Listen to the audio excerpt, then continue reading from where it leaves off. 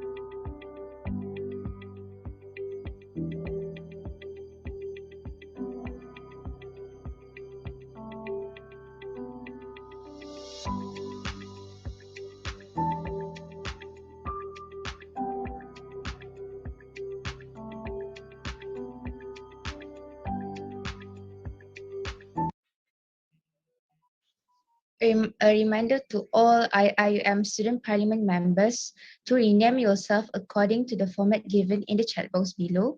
Also, please fill in the attendance and buy our form, which can be accessed through the link stated in the chat box as well.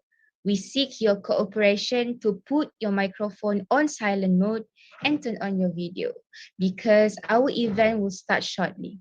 Thank you.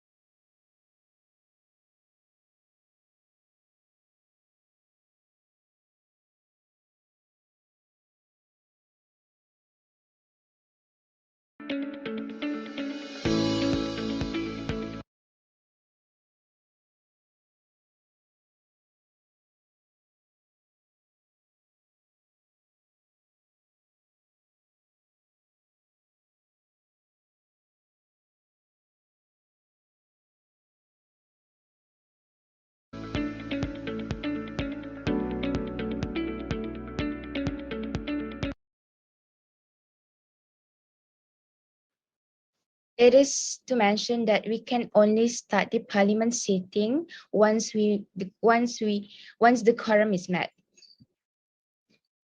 A reminder to all IIUM student parliament members to rename yourself according to the format given in the chat box below and fill in the attendance and buy-out form, which can be accessed through the link stated in the chat box as well. We seek your cooperation to put your microphone on silent mode and turn on your video because the event will start shortly. Thank you.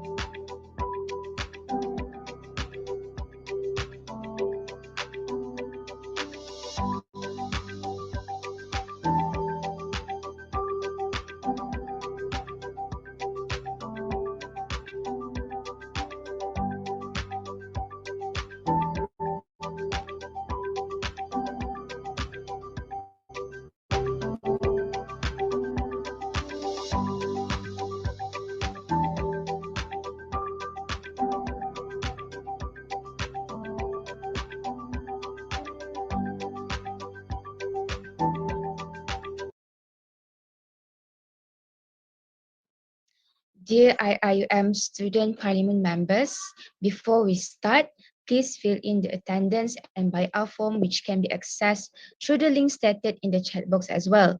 I also wanted to remind yourself according to the format given in the chat below. Please put your microphone on silent mode and turn on your video because our event will start shortly. Thank you.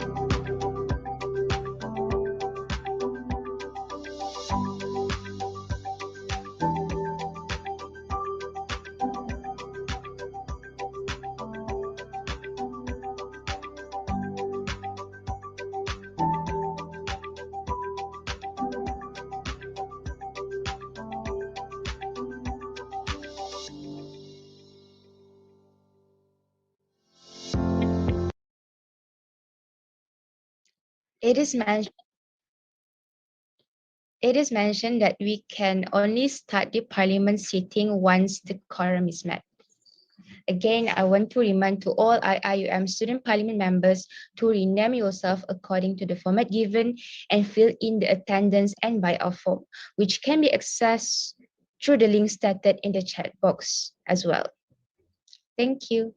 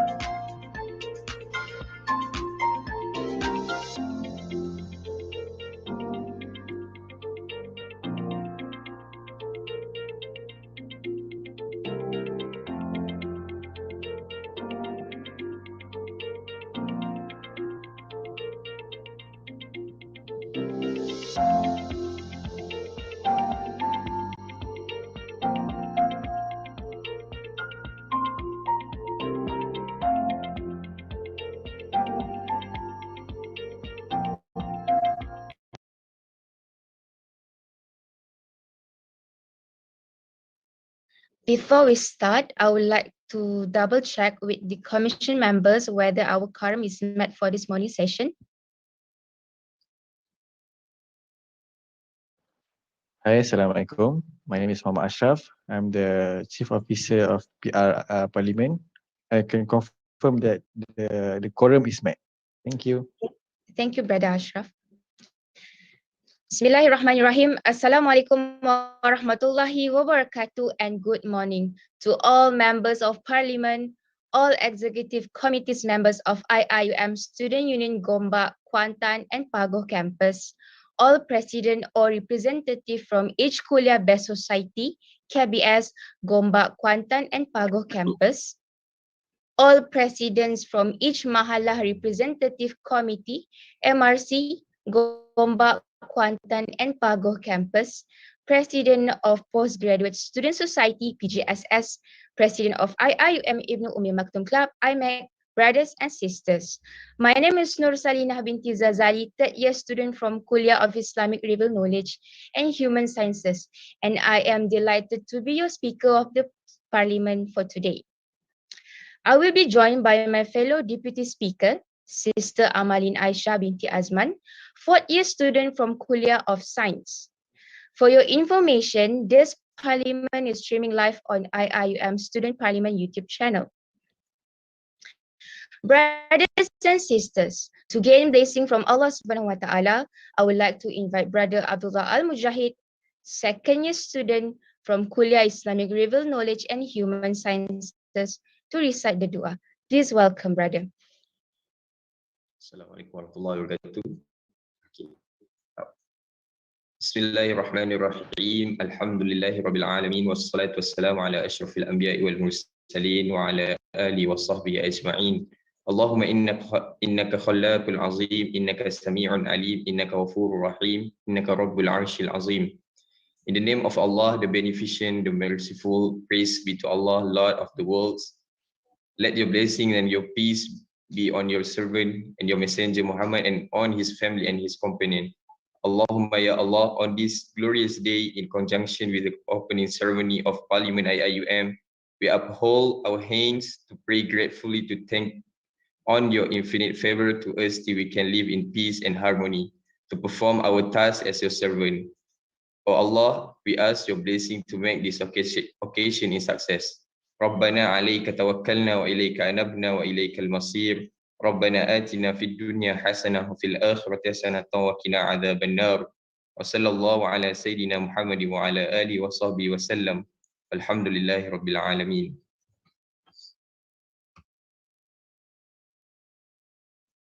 Amin Amin Ya Rabbal Alamin. Thank you, Brother Mujahid, for the dua recitation. Now, I would like to invite a representative from IIUM Student Union to conduct the question and answer Q&A session. Please welcome.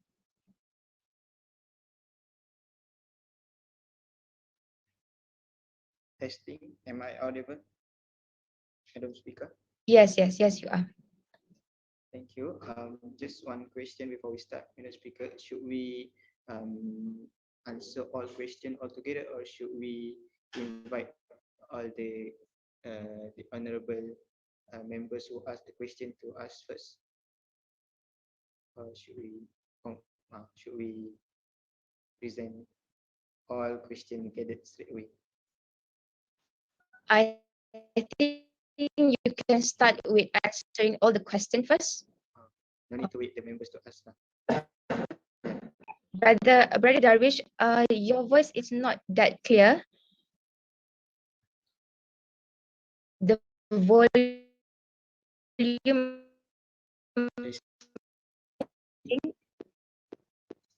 Okay, better.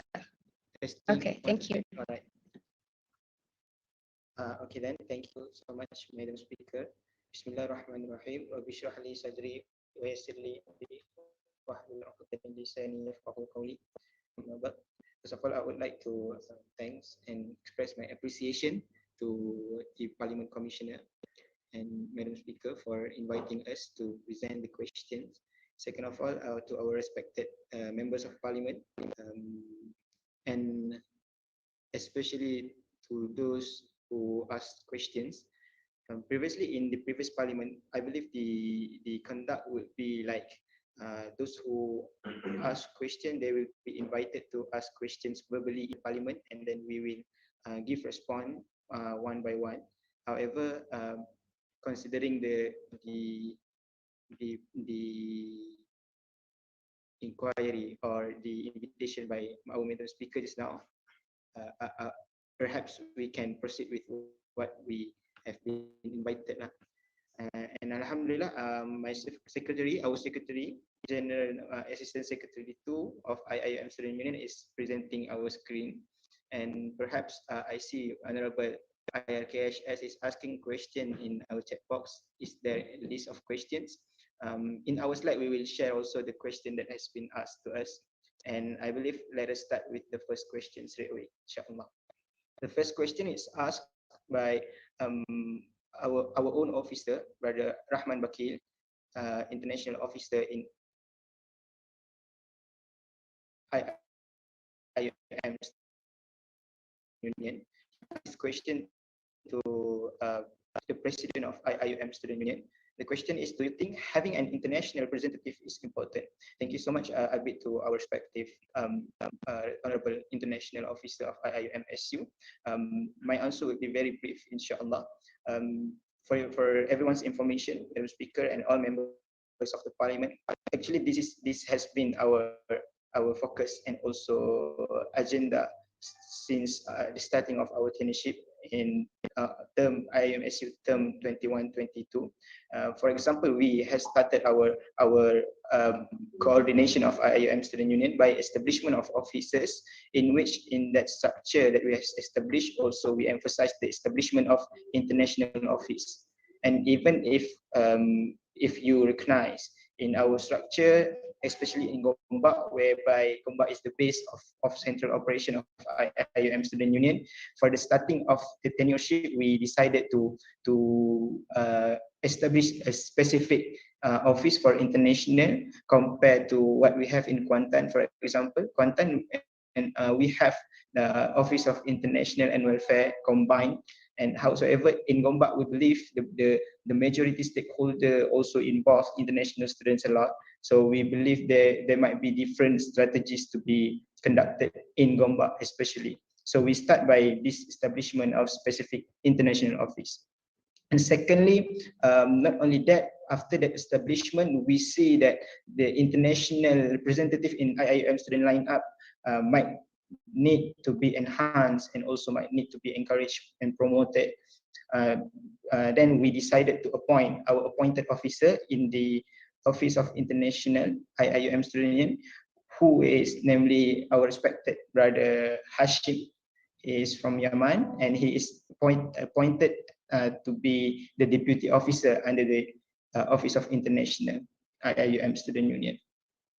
And the third one is we also encourage to involve as many staff members among international students as we can. If I can share with everyone, up until today at this period of time, the total numbers of staff members in IIUM Student Union is approximately reaching 330 staff members altogether.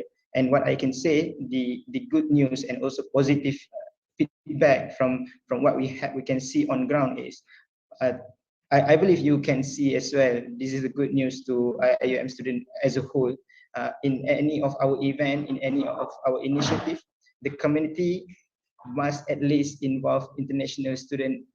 Perhaps 20% of the total committee will be coming from international student. And even under my office of president, what I can say, out of 50, approximately 40 to 50 staff members altogether, 10 to 20 of them are among international students. That's what I think. The next one is also to inform everyone. Actually, under our Office of President (OOP), our office has established a policy to be implemented in whole coordination and operation under IIUM Student Union, in which the policy emphasized on the usage of English and Arabic as official language in every IIUM SU event, which means we want to create the environment as what IIUM, our university, intend to, in which to leave no one behind, especially to make no barrier in terms of language at the first place. And last but not least, I believe our question can be answered by our commitment in submitting motion number 4, in which to discuss and to propose involvement of international student representative in IIUM Student Union lineup, in which we will discuss in details later, inshallah. Thank you, Brother Rahman, for the question, and I hope if there's any concern from any members of the floor, any members of the assembly, you might direct the concern in chat box. I will respond to it later. Next, question number 2. Question number 2 is asked by perhaps our Honorable Sumaya. The question number 2 is asked by Honorable Sumaya. However, Honorable Siddiq and also Honorable Safia also did ask the same questions, in which the question revolve around the current progress for previous motions, which are the motion about lost parcel, the issue of parcel theft and stolen parcel happening in our campus. And secondly, the update about the previous motion on how to settle and to resolve the issues of white animal that have been straying around campus. And so I decided to compile the question to be answered in at one time, inshallah. So the answer would be from me, inshallah. What I can share with everyone, about the parcel issue, this is the issues that have been raised during the previous Gombak and Pagoh locality parliament, in which the issues and also the motion has been raised by MRCC during that time. So as what we can understand in our standing order, whenever the motion is passed in parliament, the responsibility to conduct or to supervise and monitor the operation of whatever plan is being agreed in the motion should be on the burden of IIUM Student Union, as well as the party who proposed for the motion. And Alhamdulillah, what I can share is that we have discussed IIUM Student Union and also MRCC. We have done several series of discussion. The first series of discussion is with Awesome. We pay a visit to Awesome to clarify about several things, including parcel and wild animal issues. And from what we have received from Awesome, they have brought these issues to the administration, namely through University Management Committee meeting. And for parcel issue, specifically, we do also have discussion during last semester. At the end of last semester, our Council of Principal invited us to have a meeting in details to discuss about this. Several ideas and suggestions have been submitted, and several ideas and strategies also being brainstormed in that session. However, unfortunately, if I can share, we must admit that none of the resolution has been made agreed for us to focus on. So what I can say, the update is the team, the Council of Principal, they prefer for students to lead the project on how to settle these issues. So in the same time, we are waiting for a big commitment from administration to settle this issue. IIMSU and MRCC, we have decided to take part in this resolution, so that we have a point PIC from both entities. Which, if I can share, the PIC from IIMSU will be our Honorable Office of Treasurer's Officer, as well as Honorable Welfare Office. And for white animal, discussion with Awesome has been continued with administration's discussion, namely on University Management Committee. And if I can suggest and if I can share, a few resolution has been proposed on administration level, and if I can observe as well, we have observed several execution of plan within campus. For example, if you can see the rugby field in Gombak campus, the rugby field have been gathered with pagar. So they some of part of the idea behind that construction is to ensure wild animals from outside of the university can't enter our campus. However, we are still receiving concern from students, especially about problem involving dogs and also monkey. Perhaps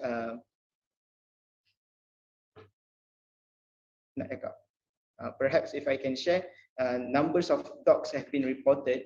However, we are yet to have any office that being appointed to take charge of wild animal.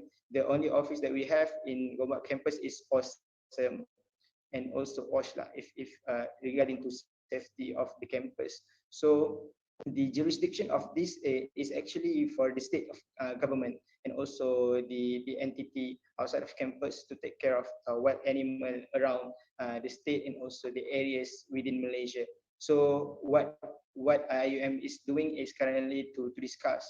They are discussing with those related entities on how to settle the issues of wild animal and also stray animal on campus. So that will be my answer for question number 2 and several. I forgot the numbers, but from Honorable Sumaya, Siddiq, and Farouk, if I'm not mistaken. Rukaya. Sumaya, Siddiq, and Safia. My apologize. So allow me to proceed with the all right, this is also an update about the suggestion for parcel issues. As of now, we would like to share the suggestion that has been made in our meeting with Council of Principals as well as MRCC. Among others are to provide pop box at several spots in Mahala. Secondly, to make Wadiburi as their parcel destination. Third one is to promote EasyBox IIUM for students to use it. Fourth one is to urge each mahala to put CCTV at all parcel destination. And last but not least, to discuss or make a notice to all parcel services for them to take the parcel back if the owner doesn't take it. So these are among the resolution that have been shared by all members of the meeting. So we gather it, just like what I said just now. The latest update, we have yet to decide which part of plan of action should be focused. We should focus on, and the PIC that has been appointed will commence their next meeting by next 2 weeks, inshallah. The third question is also being asked by Honorable Arkimi, Sister Adriana. Thank you for the question. The question is, what is IIUM Students Union's effort and progress to standardize the changing of tenure and election period of all societies in IIUM so that it does not affect any task force movement or council in IIUM SU work around the campus? Thank you, Honorable Arkimi, for the question. This is a question that actually concerning every societies in IIUM. Even though we have no ordinary members involved in this parliament, perhaps I can portray the concern to the members in the current central parliament first, and in the next locality parliament, we can discuss more with our ordinary members, including with societies from under the supervision of STAT, UDI, STANSERV, and others. So about this, if I can share, actually IIUM Student Union, in our weekly meeting of IIUM Student Union, we had one agenda that our officer raised about this concern, which is about to standardize the election period of societies in campus. The agenda has been raised due to several reasons. Among others is to ensure that our operation of student societies in campus are being made standardized. You know, the vibe, the calendar, the changing of tenureship, and I believe to avoid any complication that we might have, especially involving operation of offices and councils. For example, we have several councils and task force in IIUM under IMSU, namely Ehsan Task Force, COVID-19 Student Task Force. We also have the Student Union Academic Council under the Office of Education. We also have Student Union Welfare Council, and uh, about to be established. I believe we also might see the establishment of Islamic Dawah Council in nearest time. So if this council is to be operated in a very good manner, we also worry about the membership of the council and task force by every tenure. So by having, we are thinking of by having a standardized period of election might help us to coordinate our operation, timeline of operation, to coordinate the transition of membership of each council and task force to be made in accordingly. So during that time, we have the resolution that to discuss about this, we need to discuss first with the main stakeholder that will have election in very nearest time, which is the KBSC. So in a meeting conducted on 11th September, one agenda also raised meeting with KBSC. What the agenda is, proposal from IIUM Student Union for standardization of election. And if I can share during this meeting, there are few proposals and few concerns have been made by KBSC and also IIUM Student Union. And the resolution, at least at that meeting, is all KBS plan their election to be done during the scale of period in December, not later or out of that scale of period. So by having that, we from IIM Student Union, we see a positive feedback from KBSC that they also have the same concern. At least among KBSC, the standardization should happen, and it helped a lot in terms of the concern that we have explained earlier. I think that will be for now the answer for question from Honorable Akimi about these other societies. I believe from as of now we didn't get it, we didn't discuss about it in details. Perhaps after this is as a call for IIUM Student Union to discuss and engage more with other societies to discuss about the concept. The next question is being asked by our Honorable IRKHSS, Brother Anas Hayan. May the President of IIUMSU update on the progress that has been done in ensuring Wi-Fi connectivity is improved in IIUM. Thank you so much, I bid to our Honorable IRKHSS, Brother Anas Hayan. Is part of member of KBSC, and I believe this question is being asked to ensure students in campus being clarified and being notified about any updates that we might have during our tenureship. So the answer for this question is, first of all, this motion has been submitted by, I believe the motion has been submitted during our Gombak Pagoh Locality Parliament, being submitted by our Honorable Pembina and also Honorable MRC. About, they raised the concern about a low connectivity and also various problems involving Wi-Fi connectivity on campus. And the motion is passed for IIM Student Union, and also the motion submitted to work on any reasonable resolution to improve that condition. So what I can say, IIM Student Union together with the MRCC and also several other societies that might be hard for me to mention one by one, but there are a lot of commitment being given by student societies in this issue. We have been very closely since last semesters, and generally, if I can share the latest update, few routers and IP has been installed throughout several areas in Mahala in our campus. And unfortunately, we must agree, we can't deny the problem is still occurring, and especially during these 2 and 3 weeks, the problem might seem occurring very badly. I'm not sure, because maybe because the demand is that the need to use to have a reasonable Wi-Fi connection is that we are currently in the mid semester period, and a lot of us have submission and also exam.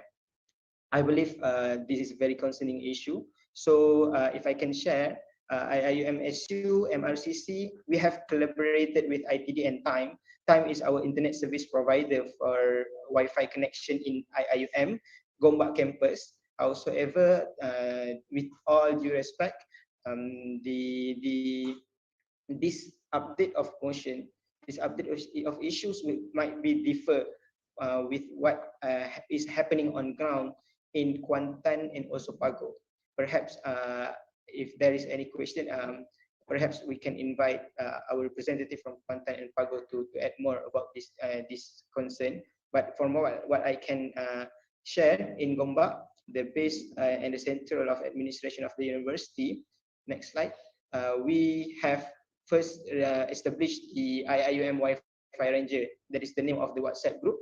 But what important is it's a group of task force consists of MRCC representatives and also IIUM Student Union.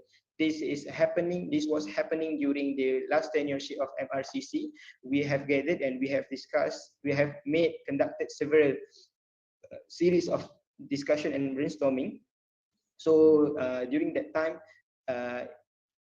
we had proposed several suggestions and submit the suggestions of concerns and data within our hand to the university's administration. Then the university's administration, they replied to us about the additional routers and AP installation in several mahala. However, we saw the problem as not being settled, and the problem is still occurring. So during that time, I think last 2 months, we all have gathered again Wi-Fi Ranger, IIUM Wi-Fi representatives from MRCC and IIUM Student Union. During that meeting, we agreed on a resolution to resolve this issue. We need to shorten, or we need to put aside the barrier of communication between student representative and administration. So we decided to communicate directly with the stakeholder in charge of the maintenance of the Wi-Fi, which is the internet service provider. So we called for a meeting, and Alhamdulillah, in that meeting, the agreed resolution is, among others, is to establish the Mahala Wi-Fi Task Force, involving or consists of ITD, Time, IIUM Student Union, and MRCC. This is a task force in Mahala Wi-Fi Task Force.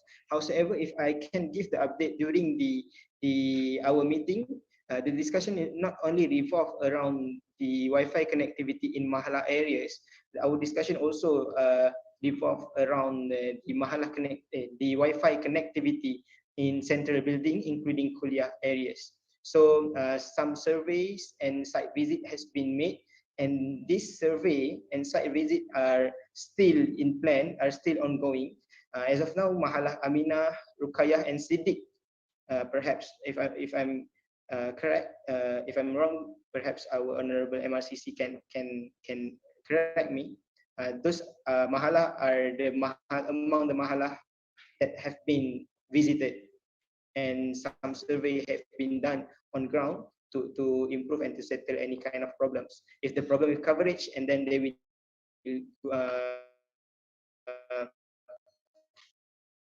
work there. If the problem is the device, the staff will immediately help the student to settle any problem related to their device. And up till now, the update is we are still in the period of fact finding, data collecting, and also we are moving forwards to have to move into resolution generation, which IIUMSU with the collaboration of MRCC. What I can share, I think we need to express our gratitude to MRCC for having a great commitment in settling these issues. Thank you. That will be my answer for this question. Thank you, Honorable IRKHSSS. The next question is how far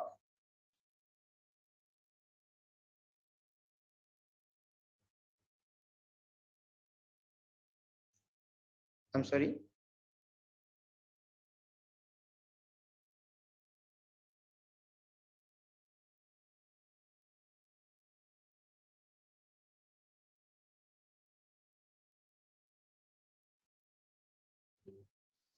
Okay, the next question is perhaps our secretary can show.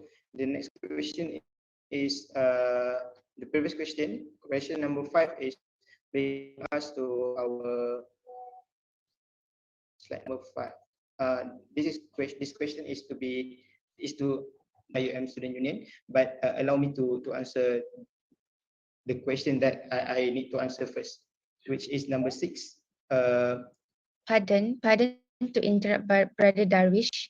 Yes. I just want to remind that you have 20 minutes more for this Q&A session. All right. Thank you so much, Madam Speaker. The next question is being asked to our respected international officer. Perhaps I need to check whether our international officer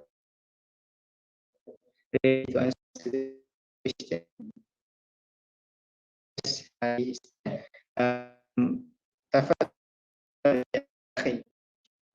this question is being asked by our.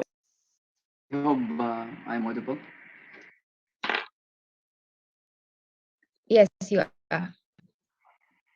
So this is the question the IS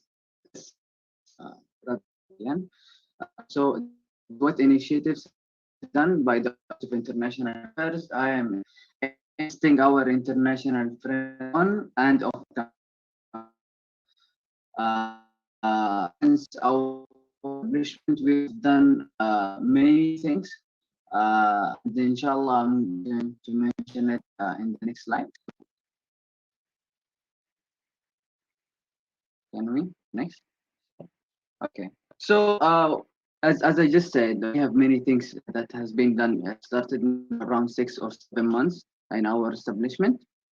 As our president just said, that we are established office, so the structure beginning that we started from scratch, but alhamdulillah we could manage it to be well organized from the beginning and to divide our office to 2 bureaus, which is affairs, which is focusing on the visa issue and the admission issue that is being faced by the international students, and which is the community engagement, which is also giving the objective of our office is not only for international students, but also for the locals to have that engagement between the local and international students. So if I'm talk about the initiatives that we have done, there are general initiatives and there are specific uh, initiatives that is euros.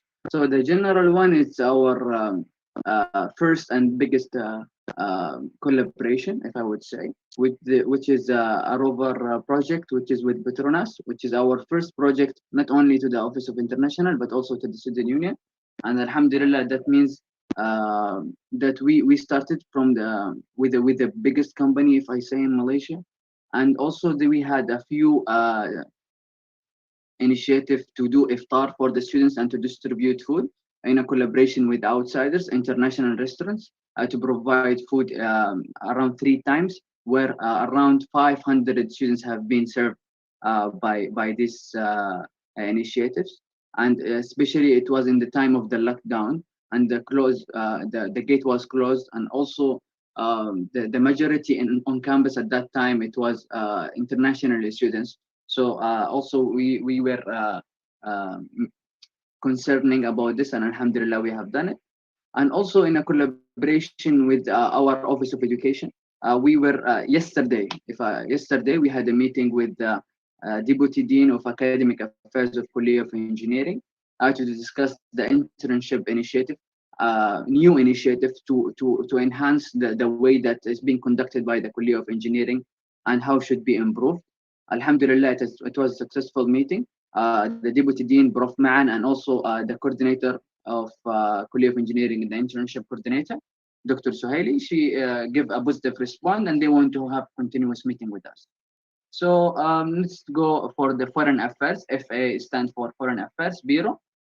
We have a form to complain whenever any international students want to complain regarding any visa issues or admission issues. We are ready to help, and by having that form.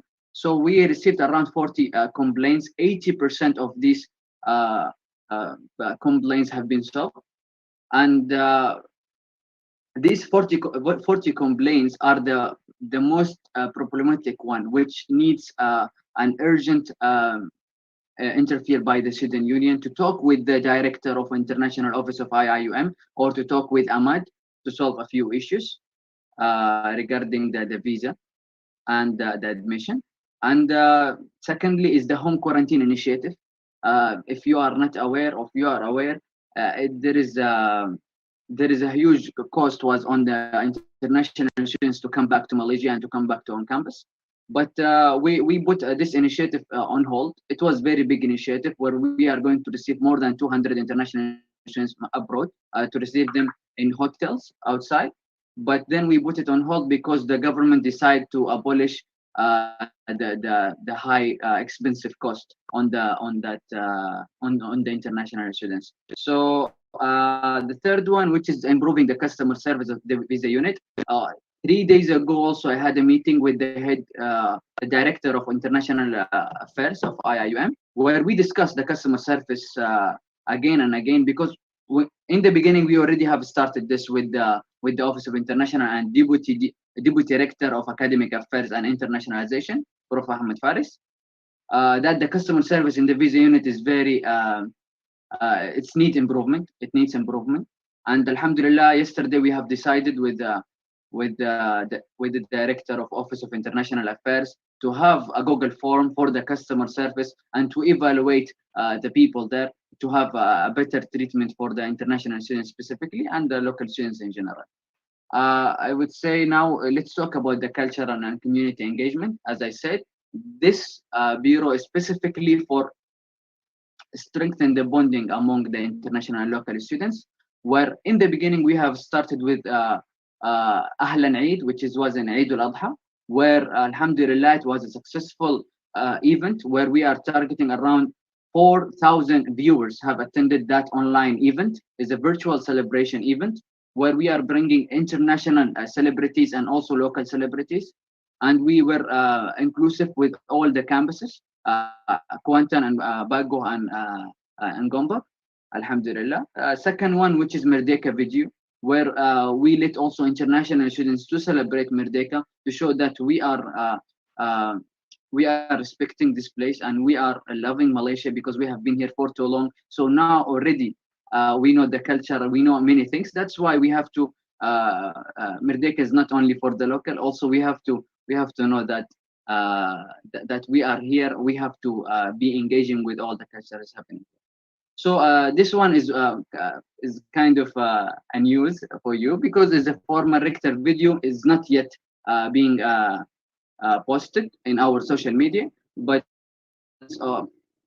we are going to do it right now. It's already in the last touches. So we are going to by next week maybe we are going to release former rector video, which is kind of a documentary video about his life. And the last thing about the embassy's visit, where we are strengthening the relationship between us as a student union and also the international community. And we are keep visiting the other embassies to help their students more and more and to hear their concerns directly. I believe that can be answered to the question to the IRKHS. Thank you.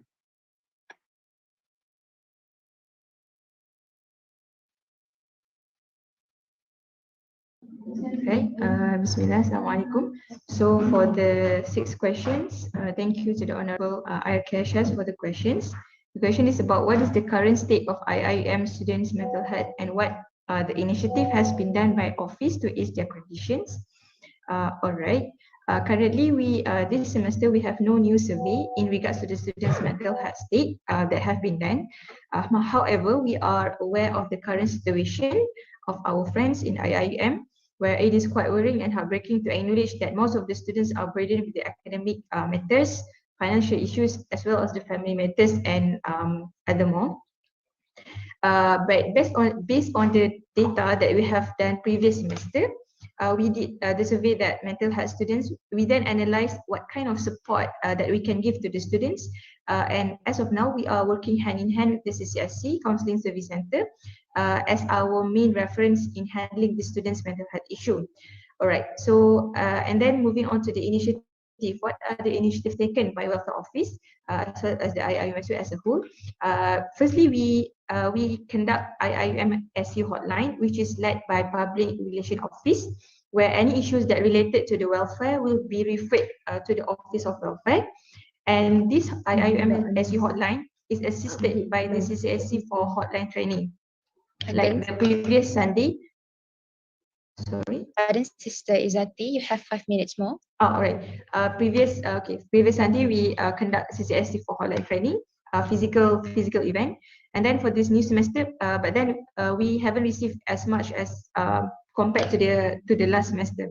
We also conduct the benchmarking program with other university, UKM, UTM, UNIDA, Indonesia, and the update for this program, we are in the phase of analyzing the resolutions that we can give to the students. Okay, and the third one is the collaboration with Sihat, Selangor Mental Health Sihat. Inshallah, this next week we are going to have our third series, where in that talk, the students are able to have a directly session with the expert counselor, as well as they can they can have a private session with the expert counselor using the Watchdog application. So I think and also on a side note, we also handle the mental health issue for the students in quarantine. All right.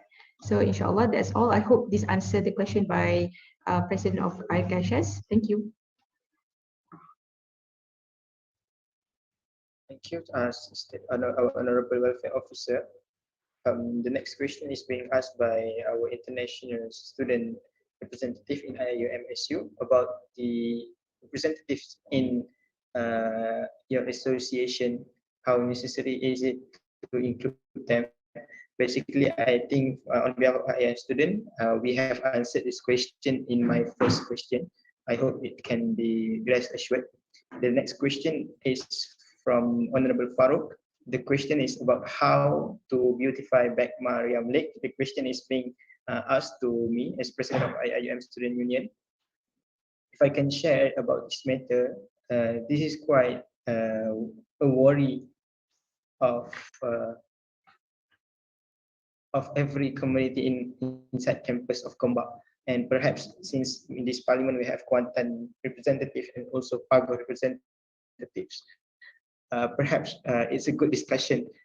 It is a good platform for us to discuss about what happening in Gombak with all other members from other locality. So as of now, the update that I can share with everyone is, first, the matter had been discussed in administration level, in which the university and together with IIUM Holding, I believe they have been discussing about these issues since few years back. And previously, the issues of Tasik Mariam or Mariam Lake, it is under the supervision of several officers, kuliah and clubs in IIUM. For example, the kuliah that involved including KAET, also ICON, and the club and societies that involved, especially including Eco Club. Since we don't have ordinary members in this parliament sitting, in this central parliament sitting, we might not have the update from Eco Club, but perhaps after this, I believe IIM Student Union will engage more about this issue with the relevant office that have supervision power about this issue. Thirdly, we are in need of update from administration, and if there is any significant update, I am sure that it is our commitment to share it about it with our IIUM community, especially students. And last but not least, I think this question from Honorable MRC is we look it as a call for IIM Student Union and also other student body, including all members of this parliament, for us to take part and advocate more about these issues. And perhaps we can also take part to have more concerns and suggestion being discussed. So I think that will be it for this question, inshallah. The next question is question about from MRC Farouk, Honorable Farouk. The question from, I'm sorry.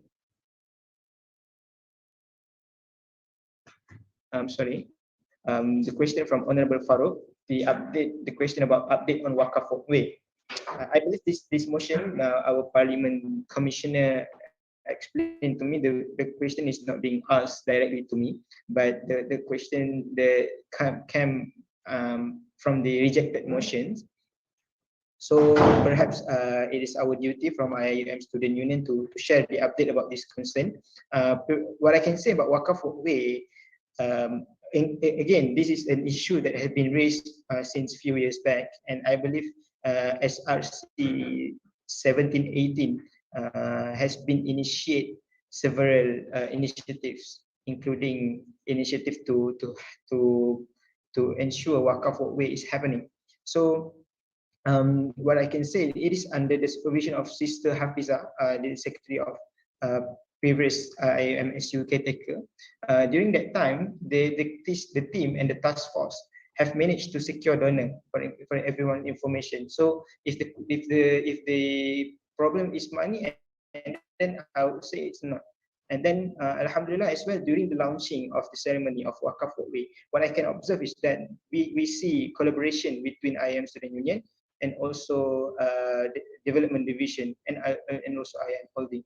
However, when COVID-19 came into picture, the contractor cannot continue the work. Development division decided to hold their involvement in the initiative, and currently IIM Holding and the collaborators are looking for a new tender to continue the work. Last but not least, I believe there is, so that will be our last question, and that will be our last response.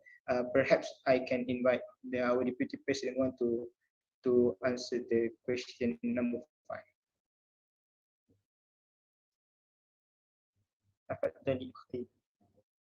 Okay, brothers and sisters, okay, before we proceed, I think we do have a follow-up for question 6 from IRK HSS.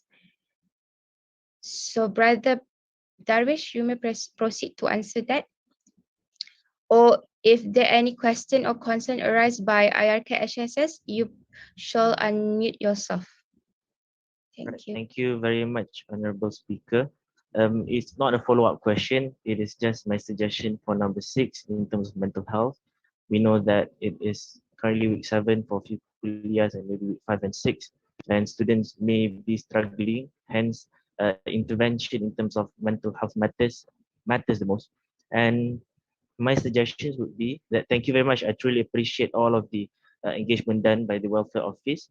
My suggestion would be that we may extend your collaboration and also engagement with few stakeholders in our university that is in charge of mental health. For example, we have the impact IUM COVID-19 psychosocial support.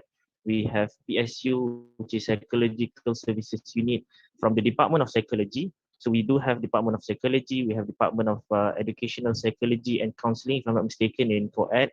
Hence, I think we may also collaborate in terms of the way forward in tackling or interventing mental health matters for our students in the university, inshallah. That would be my follow-up suggestions. Thank you very much, Honorable Speaker. Thank you very much, Brother Anas Hayan from IRK HSS. Okay, we have exceed the time actually for the Q&A session for the skip question by Sister Anna Sophia and MRC Farouk that would like to speak. Okay, we will address it at the end of our sitting before we adjourn. Okay, there will be a time allocated for that. Okay, now thank you for members of the student union for the explanation and clarification regarding students' question and consent. Members of the hall, we will proceed today's parliament with briefing on the flow and etiquettes throughout this setting. Okay, the tentative will be shown and as stated in the screen. Okay, so now I will brief on flow and etiquettes. Okay, first and foremost, the quorum. At least one half of the fixed members must be present at the parliament for its proceedings. And list of voting members will be only for fixed members according to the standing order, which consists of all executive committee members of the IIUM Student Union Gombak, Kuantan and Pagoh campus, all president or representative from each Kuliah Best Society, KBS, Gombak, Kuantan, and Pagoh campus, all presidents or representative of the Mahalah Representative Committee, which is MRC, Gombak, Kuantan, and Pagoh campus, the president of the Postgraduate Student Society, PGSS, and last but not least, president of IIUM Ibnu Umi Maktoum Club, IMAC, are allowed to vote. For the time allocation for each session will be presentation of motion will be 10 minutes, debate of motion 20 minutes, break 15 minutes, voting of motion 5 minutes, and announcement of result of the motion 5 minutes. For the voting, you only need to vote agree or disagree or abstain. The total of voting members will be deducted from the number of abstain. So etiquettes, all members need to always in the mute mode. Do not unmute unless you get approval from the speaker or deputy speaker. To get approval to speak, do key in your full name, metric number, society represented, and whether you want to amend, debate, suggest, or question in the chat section. Amendment can be applied to the title of the motion, and motion is open for the first 15 minutes of debate. The motion can be amended in all or any following method. First is by leaving out certain words in order to insert other words. Second, by leaving out certain words. And last, by inserting or adding other words. If you want to cancel your request to speak, please delete your details in the chat section. And the speaker and deputy speaker are eligible to mute any members if you breach any rules and etiquettes. The debate and the discussion must be straight to the point. Do not repeat the same amendment, argument, suggestion, or question. Observer may only give their opinion when all members have done debate but do not have power to. And lastly, motion will be approved and accepted if it receives a simple majority from the debate, from the attendee. I hope everything is clear. Okay, so before we start, I would like to announce that there are 5 motions in total. And before the sitting adjourn, we will open for a Q&A session for all the proposal if there is any concern and question arise. Okay, as a reminder, anyone who wishes to discuss, debate, or give their opinion during the debate session, you are required to write your name and society in the chat box. The order will be decided by the name order in the chat section. I would like to inform the member of the hall, once the amendments are approved, we will continue to sit with the approved amendment immediately. So without further ado, I would like to invite Sister Adriana Naziha binti Abdul Kadir to present the first motion, which is the inclusion of Kuantan Kuliah Best Society into Kuliah Best Society Council. Please be welcome, Sister. Hello, am I audible? Yes, yeah. Okay. Thank you. And a very good morning to everyone and Assalamualaikum. So this is our motion from the Kuliah Based Society Council. So the inclusion of Kuantan Kuliah Based Society into Kuliah Based Society Council. So the next slide. Okay. For the introduction, KBSC was endorsed in IIUM Student Parliament on 21st February 2021, which is I think during the Gombak and Pagoh sitting earlier this year, and it was approved by IIUM Student Union on 10th of April 2021. And the current KBSC only consists of Gombak and Pagoh campus KBS only. So hence we are looking forward to include KBS from Kuantan campus in the current council, and which currently the council have 8 fixed members, 7 from Gombak and 1 from Pagoh. So we are initiating to have all Kuliah Based Society from Kuantan to be in the council. So the next one. Okay. Since why we wanted the Kuliah Based Society from Kuantan to be with us is that we see the need to work more with Kuantan campus KBS, since they are also a big part of IIUM, because looking forward, we are not only consisting of Gombak and Pagoh, but we have Kuantan members as well. So the same as the parliament, we have central parliament that consists of Kuantan, Gombak and Pagoh. So the next one is the collective voice is a big advantage of the student lead.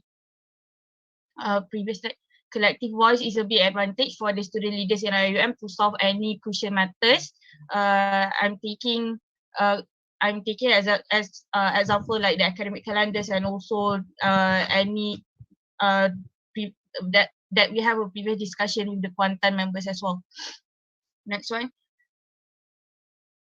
Okay, so the suggestion and implementation, we had actually have an active discussion between the Kuliah-based society from all campuses, and we have done to look at the pros and cons of this inclusion, and few proposals of on amendment of constitution have been proposed, and all stakeholders has been in discussion for the approval. So the next one, after the endorsement, after the endorsement during the parliament, the amendment of constitution will be finalized and approved by the members of the current members of Kuliah-based Society Council and also the new members of Kuliah-based Society Council, which is Kuantan later on. Next one. The third suggestion and implementation, the unification is a step forward in ensuring collective voice of all KBS is heard through a systematic and effective platform, which is KBSC, and therefore IMSU and all KBS should be introducing KBSC to the students from the kuliah and also office bearers in the kuliah. This is to let the students and office bearers know that students have a better platform to voice their concern in their respective kuliah and IUM as a whole. Next one. And this is the society or administration involved because KBSC is under IUMSU, so we involve IUMSU, KBS Council, the current KBS Council, and also Kuantan KBS, which is Kuliah of Medicine, Kuliah of Dentistry, Kuliah of Pharmacy, Kuliah of Nursing, Kuliah of Science, and Kuliah of Allied Health Science. I think that's all for my presentation. May I pass the floor to Honorable KMS for any additional points. So I believe that this is a good initiative for the KBSC to, to work better with all the KBS in IIUM. So if you have any questions, you may address it to me.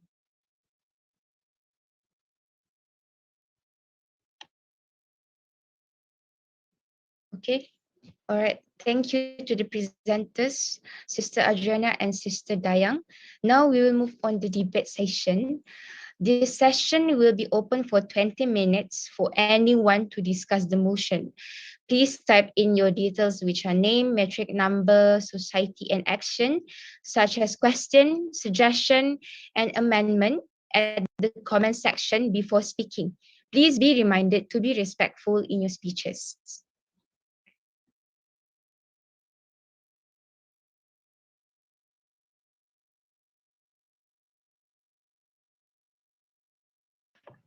All right, just to add before the questions, I think to add the point just now, it's a good initiative because Adriana mentioned, Honorable Arkemik mentioned about the collective voices. And what we are doing right now in the parliament is also to discuss for the well-being and also the betterment of IIUM. So in including Kuantan in this picture of KBSC, I think it's a good head start for us to work better and also to cater to all students' needs, especially in Gombak, Pago, and also Kuantan. So if anyone has any questions, you may, okay, I think someone raised their hands.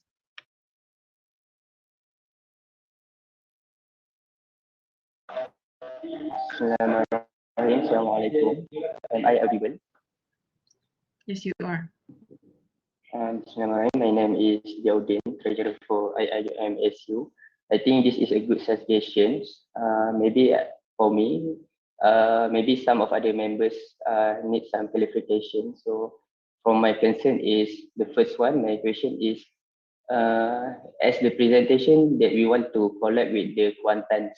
So, my first question is, does the objective that being made in the Gombak has met the efficiency that KB wanted?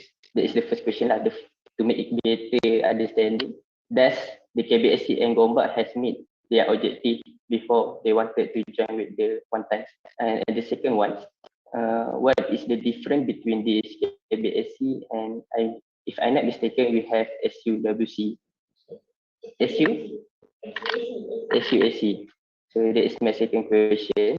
And my third question, can you briefly on what is the job scope of KBSC? I think that is good for all of these parliament members to have an understanding on your specific job scope. I think that's all from me. Thank you. All right. I couldn't get your first question actually. So can I first address the second and third question? Sure, sure. All right. Okay. So the difference is basically it makes we have this tier. We have SU, we have KBS, we have MRCs, and also, KBS and MRCs. So I think number 2 and 3 can be answered together. So the difference is SUAC is under SU and KBSC is under KBS. That is one major difference. And the nature of it's not that far from SUAC, but I think it's better to discuss on the same level first before we bring any concerns or before we bring any matters to SU, especially. So that is one of the jobs for KBSC. It's can I take the recent academic calendar as an example? So we discuss the calendars among us first, the KBSC, and we look at the pros and cons, and we had an active discussions on what can be improved, what can be done better. So before we propose it to SUAC, before we proposed it to SU, we had this discussion. So I think it's more better to discuss it from the ground level first, to discuss it in a much explicit way that we can understand the kuliah. We can understand the kuliah better, like the nature lah. Because only like for me, Kalam says, I know my kuliah better than any of the kuliah in IIUM. So in our discussions, that is where we discuss. That is where we address our concerns together. So I think that addresses the 2 questions by IMSU. And my fellow KBSC members, do you have anything to add to my points? Or is it okay? Did I answer your questions? Pardon? All right. Attention, I just want to remind to all IIUM Students Union Parliament members, the etiquette of our sitting is you have to wait for the approval of the speaker first before you address your questions. Okay, thank you. So proceed.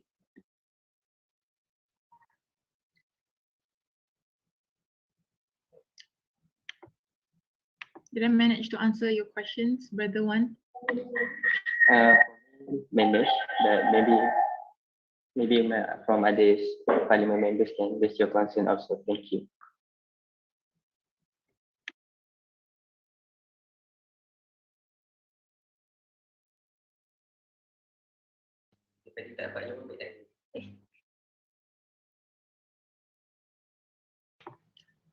If you have any concerns, Arifah, you would like to speak, I think, Madam Speaker. Yes, I see that. That's okay. Yes, you may proceed, Sister Arifah. Okay, thank you. First of all, am I audible clearly? Yes, Okay, you are. Alhamdulillah. Okay, so thank you, Honorable Speaker, and of course, Honorable IMSU Treasurer, Brother Wandi Audin, and of course, my fellow friends from KBSC.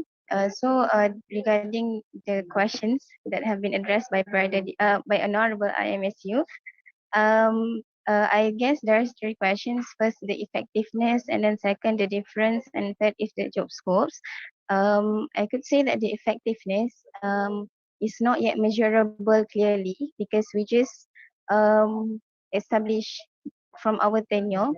But what can I say is there's some functions that we have done, but this is related to the second question too. we have worked together with SUSC, SUWC, and of course IMSU. First, KBSC is under IIM Student Union of like what has been presented by Sister Adriana, Honorable Archimate just now. So, um, the existence of KBSC is under the approval of IMSU from the previous parliaments that we have done before. We have to acknowledge and understand that the roles of KBSC are actually in related to the establishment of SUAC and the recently established SUWC, because like me myself, I have worked together as president of BETSA with my academic bureau from my from BETSA line up. But my academic bureau is one of the members of SUAC. So we are working together, but there are like two push power to raise up the voice, like to lift up the voice of the issue. For example, like academic calendars, KBS have discussed, SUSC also discussed. So me and myself are working with the representative of SUSC from BETSA to acknowledge our kuliah's situation. We are working together with SUSC and SWC, but we are not the same entity. That's it. Thank you.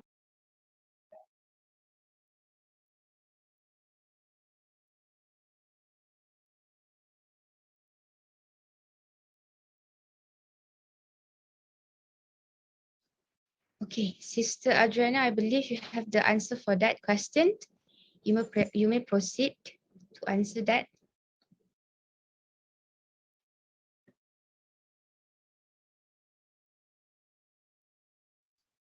I think Arifa, Honorable Baisa, is answering on behalf of Kuliah Basic Society Council.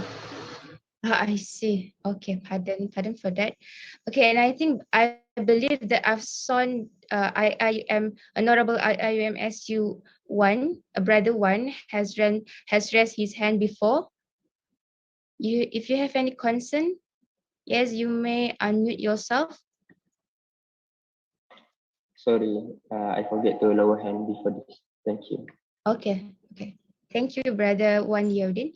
Okay, and now from Honorable IIUMSU Darwish, you have any concern? You may unmute yourself. Thank you. Bismillahirrahmanirrahim. Thank you, Honorable Madam Speaker, and thank you, I bid to Honorable Ashmi and MSS on behalf of KBSC on the motion. Basically, indeed, I would like to also inform that the KBSC is being established previously, and also we have engaged in many occasions in the operation and coordination of student-related welfare and also academic welfare related matters. And the office is the council is actually under the supervision of IIUM Student Union Office of President. Perhaps just I think I have two question. The first one is more on update. Perhaps you can explain on the reporting line, perhaps if the council is to be established combined with all campuses, what will be the improvement in terms of reporting line between the council and also the office of president in terms of to ensure the communication is made accordingly, and the designation of the council to be put under office of president is also being made efficiently. Secondly, the second question, perhaps I'm not sure to whom should I confess the question, but let me portray the concern, and I hope I can receive update or responses from the kuliah representative, KBS representative from Kuantan locality. About this motion, what would you guys say, especially the members from Kuantan? Do this is really necessary, or if there is any urgent needs and discussion among KBS in Kuantan, we are very happy to receive such response. Thank you.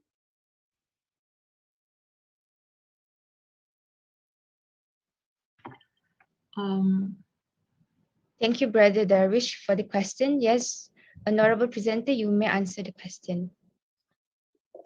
Give me a moment, yeah. Okay. All right. Since this is our first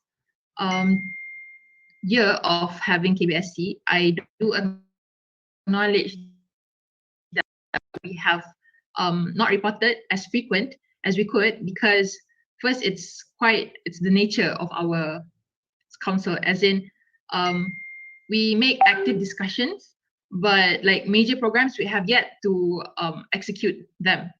So maybe in the future we can report our minute meetings to the office of president, and also to improve what we are doing, in a sense that to report better in the future. And since this is the first year, I would say it's quite weak for us, because we are still juggling between KBS and also KBSC. Not that it's a burden, it's just like what Arifa mentioned just now. The things that we are doing is not that obvious yet because of the nature of the council itself. But that does not mean that we are not doing anything. We are still collaborating with SU, SUAC, and SUWC. We are still working closely together. And yeah, I think, thank you, Darwish, for the I would say suggestion ataupun teguran lah, because yes, I think if we were to report more, you would see the effectiveness lah, bak kata Brother Wan just now.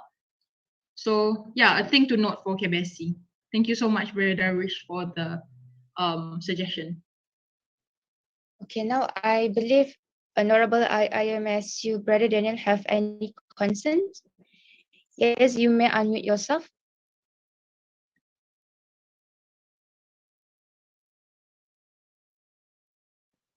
Brother Daniel?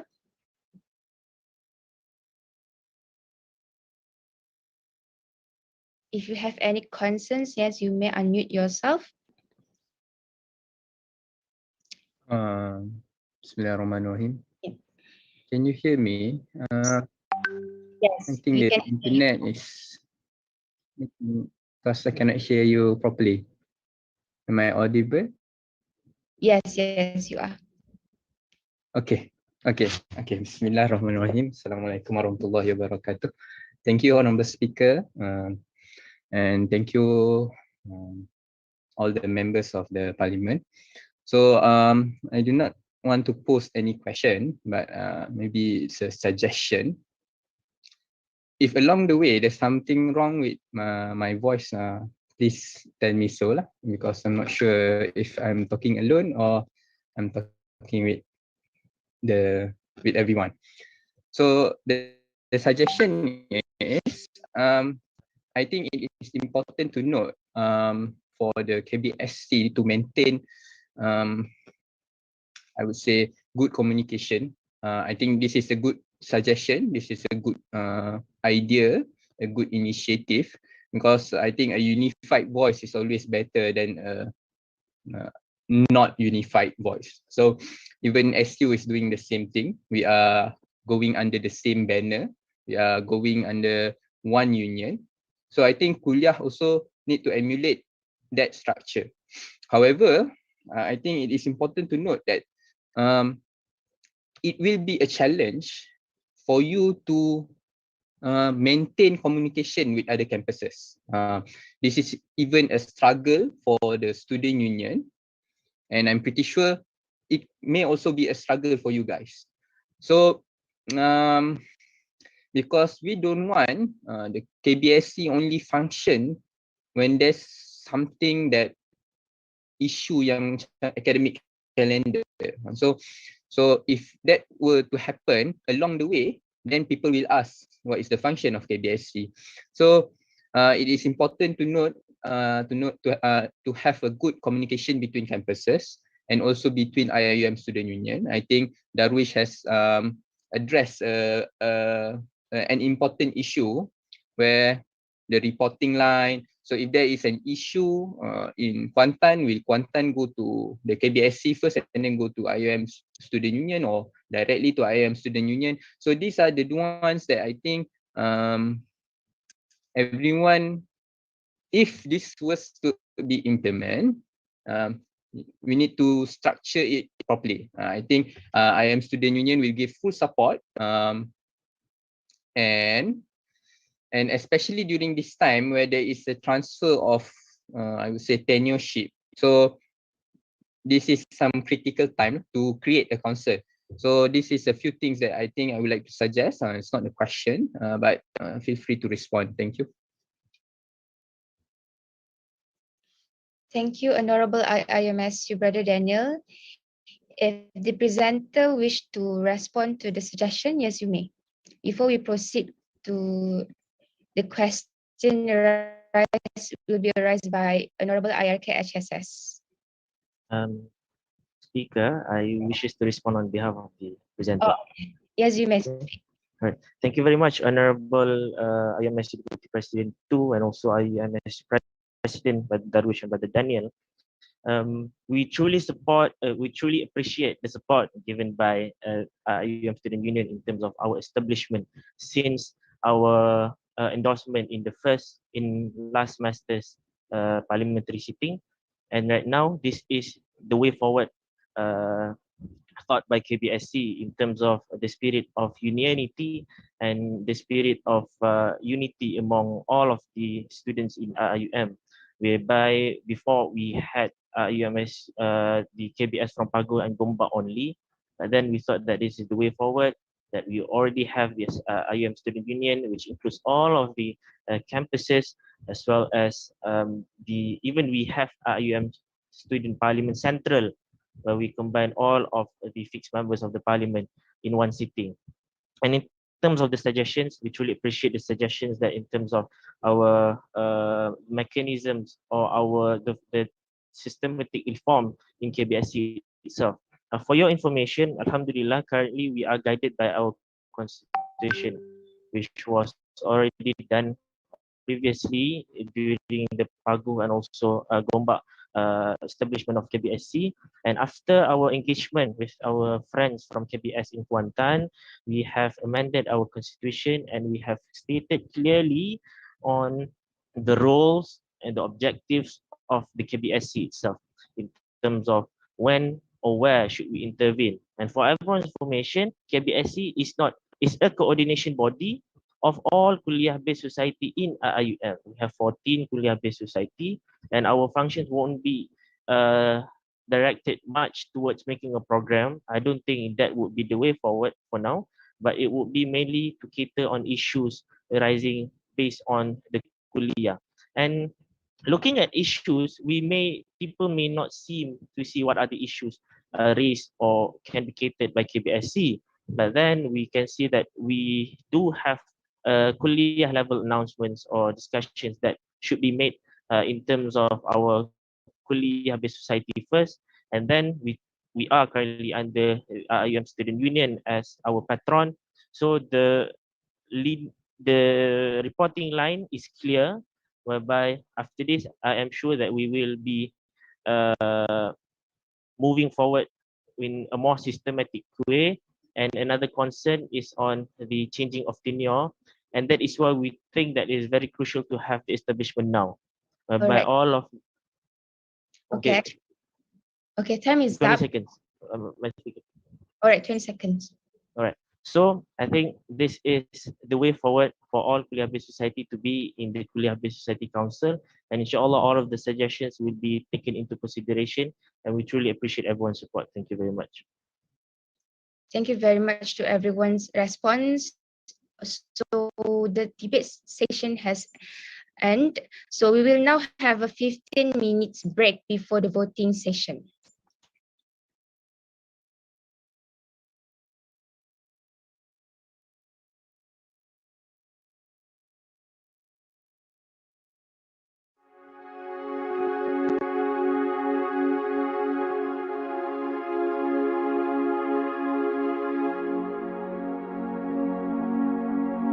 اللهم صل وسلم على سيدنا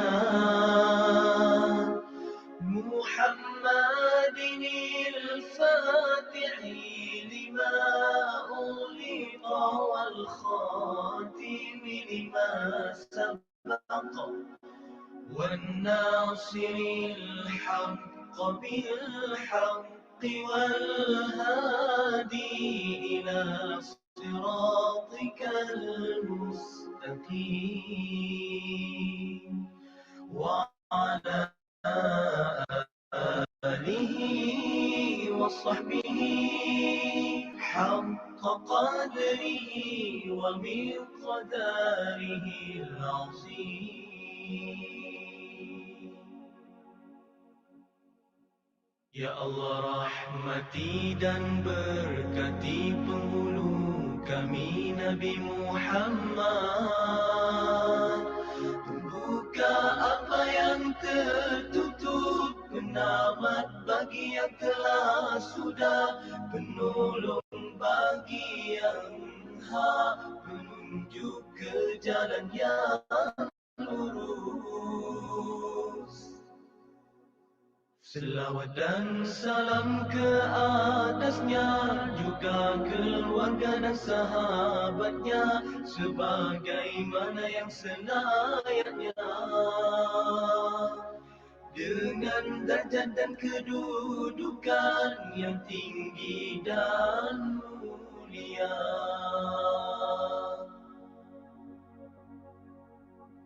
Allahumma salli wa sallim ala Sayyidina Muhammadin al-Fatihi lima ughliqa wal khatimi lima sabaqa wan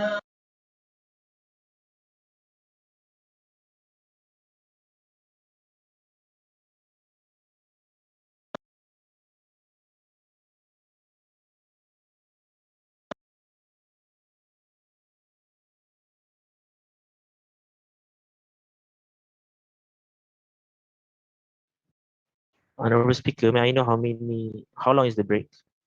Yes, actually, I just want to reply at the comment section. But however, so to shorten the breaks, I think we will start voting, and we will have a break until 10:20, 10:22. Okay, 10:22. Thank you.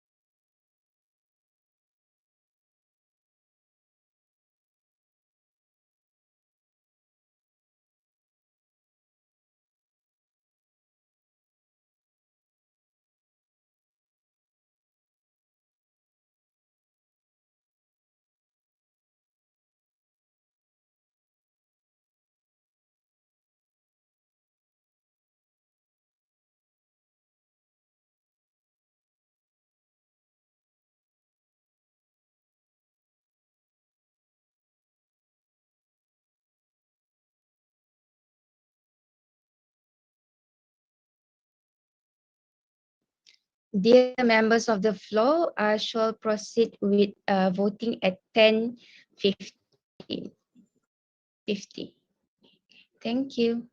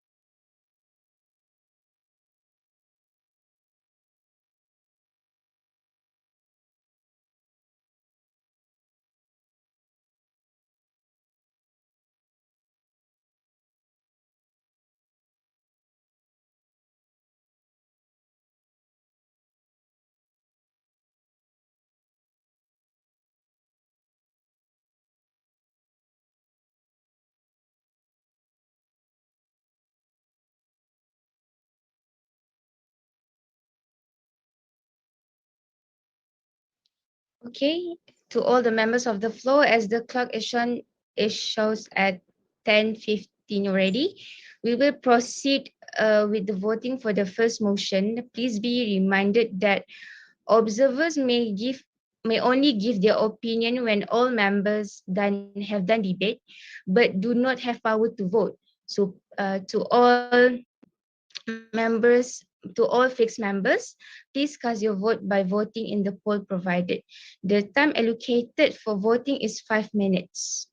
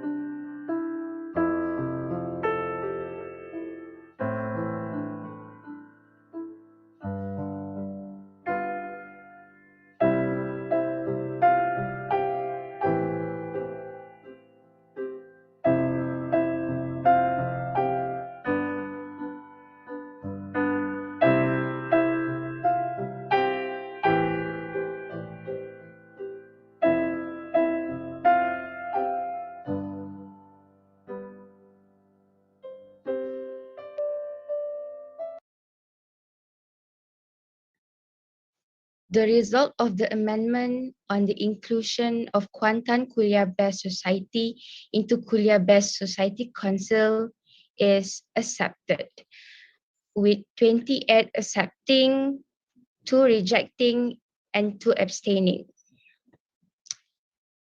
Okay, so next, all right, so next we will move on to the second motion presentation. The second motion that will be presented is the endorsement of IIUM-SU Election Commission appointment. After this presentation, we will have a discussion session related to the motion presented. So now I would like to invite Brother Muhammad Darish bin Roslan to present the motion. Please be welcome, brother.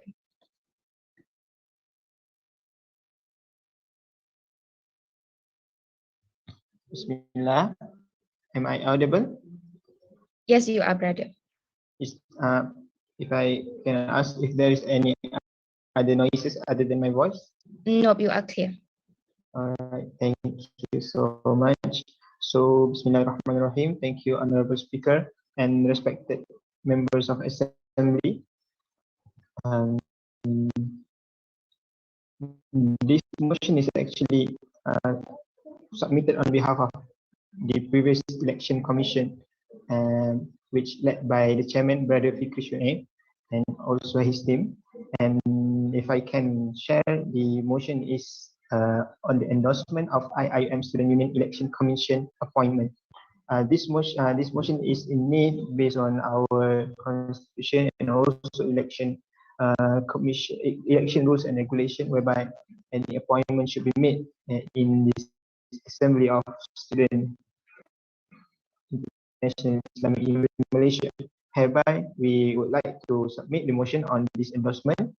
Next, the generally IIM Student Union Election Commission tenure is coming to an end. They have been working very hard and very committed for past two years, I believe, perhaps more than that, including the foundation and drafting process. And Alhamdulillah, their tenureship has come to an end, whereby they have completed the biggest agenda of conducting student union election, 100% handled by students. Alhamdulillah. If I can take the opportunity, I would like to express my gratitude to whole members of the previous election commission for their hard working and also commitment and also cooperation throughout the days we have previously. And similar to the newly elected Parliament Commissioner in our previous Parliament, the appointment and the new lineup of IMSU Election Commission should be appointed to transit the tenureship from the previous one to a new one to lead the coordination of election, as well as to ensure the transition of our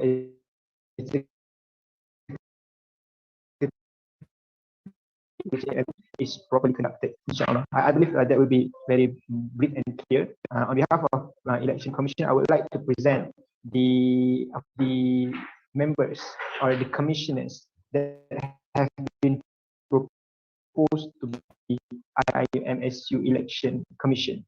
Firstly, Brother Nabil Haziq bin Yazid as the chairman. He's from AHAS KIKHS, in which Brother Nabil Haziq bin Yazid has been chosen by the interviewer, consists of election commission as well as representative from IIUMSU, but the decision is solely made by election commission. And I believe there are several more candidates, but Nabil Haziq bin Yazid is being chosen for his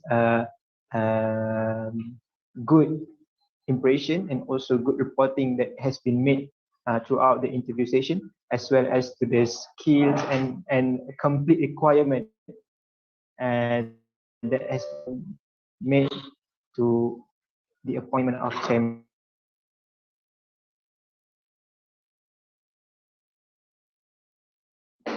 Thank you. That is the first. And secondly, Sister Munirah Maria Munirah binti Cik Muhammad Adeli, for the appointment of this student as vice chairman of election commission. Sister Munirah is from ICON and she's currently in her third year of study. And during the interview session, the commissioner who conduct the interview seems that she had met the requirement and also have the basic foundation and on election related coordination knowledge, as well as she has the legal background, in which it seems very important for election commission to have someone that can supervise them in terms of legal discussion. I think that will be the first and the second. I will proceed briefly after this. The next is the vice chairman from Kuantan, which is Sister Nur Aiman Shahirah binti Azman. She is from Kuliah of Human Sciences. All right, Kuliah of Allied Health Science. So the next is Sister Nur Dali Fatihah binti Fazi for the position of vice chairman representative for Pago. She is from Kuliah of Language and Management. Okay, and next one is for the position of secretary one. Election commission proposed for the appointment of Brother Muhammad Shamil bin Muzammil. He is from AHAS KIRKHS. And secondly, Brother Ubadah bin Zamri, secretary two. He is from Kuliah of Dentistry. I'm not sure how we should speak it, but KOD. And the next candidate or proposal of appointment is to propose Abdullah Iskandar bin Muhammad Alauddin for the position of Treasurer 1. He is from KENMS, and Sister Ardani binti Muhammad Noor for Treasurer 2 from KOM, Kuliah of Medicine. And the next one for the position, the other relevant position in the Election Commission, we would like to propose the appointment of, next slide, Sister Fatimah Idayu binti Nur Farihan for media advocacy. And for the media advocacy, another position would be filled by representative from other locality, in which as of now we don't have specific name for that. The person would be appointed as appointed commissioner by the election commission later. Next, same goes to as what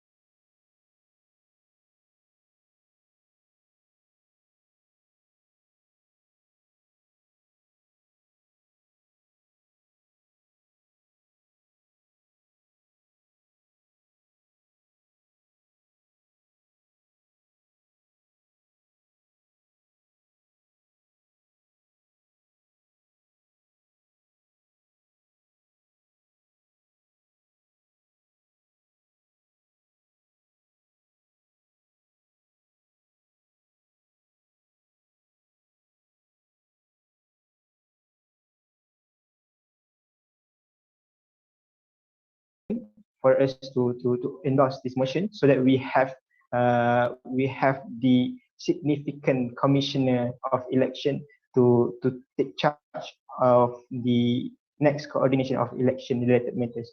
And I believe this appointment is very much important. Not only we should endorse their application and also appointment, we should take this call to commit in working with this kind of environment to support the election commissioner, as well as to give our best to play our best role as stakeholder that will be governed under the election commission.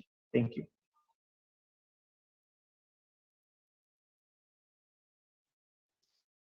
Thank you, Honorable IIUMSU Brother Darwish Roslan and IRK HSS Brother Anas Hayan. Okay, if there's any question from the other members of the floor,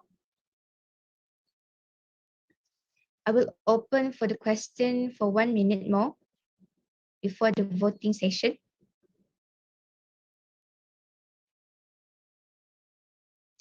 Okay, you may speak, Honorable Betsa, Sister Arifah Rashid. Thank you, Honorable Speaker.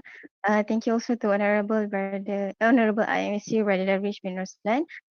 And thank you to Honorable IKSS for the question of the process to filter or to elect the election commissioner.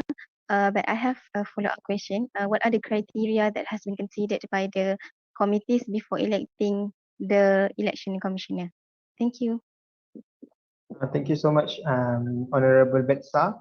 If I can share the requirement of the election commissioner, it can be seen in the rules and regulation, perhaps, and just if I can make it very brief, the requirement that we have put into the details are, among others, the similar requirement that we have in any appointment of student society, among others, and especially if I can add, for the purpose of IIUM Student Union, they must be an active members of IIUM Student Union. Secondly, they must be an active student of IIUM in this university.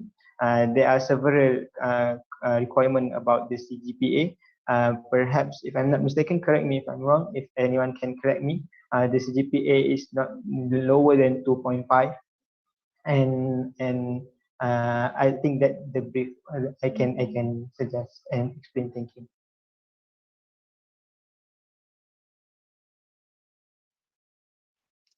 you. Thank you to both Honorable IUMSU and Betsa. Okay, we shall proceed with the break for 2 minutes if there's no any follow-up questions or concern to our presenter. So now we will break until 10:39 to proceed with the voting for the second motion. Thank you.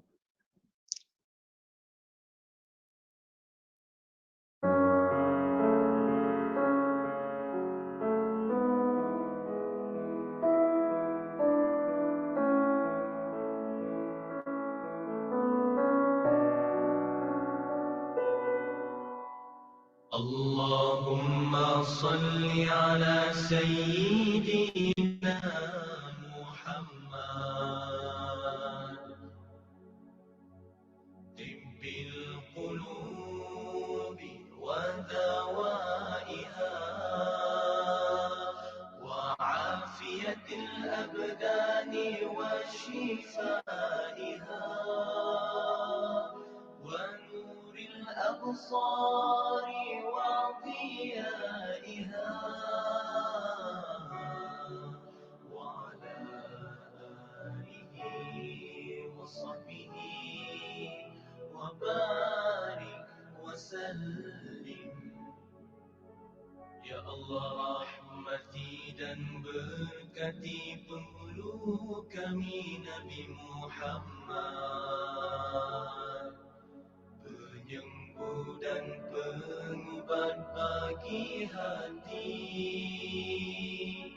kesihatan tubuh badan dan kesembuhannya. cahaya bagi penglihatan dan sinarannya,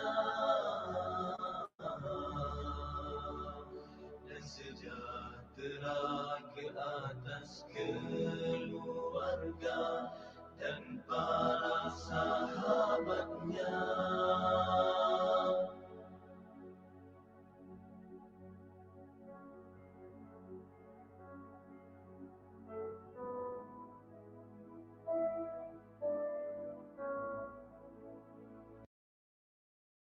Okay. Alhamdulillah. So we will proceed with the voting for the second motion. Please be reminded that observers may only give their opinion when all members have done debate but do not have power to vote. To all members of parliament, please cast your vote by voting in the poll provided. The time allocated for voting is 5 minutes.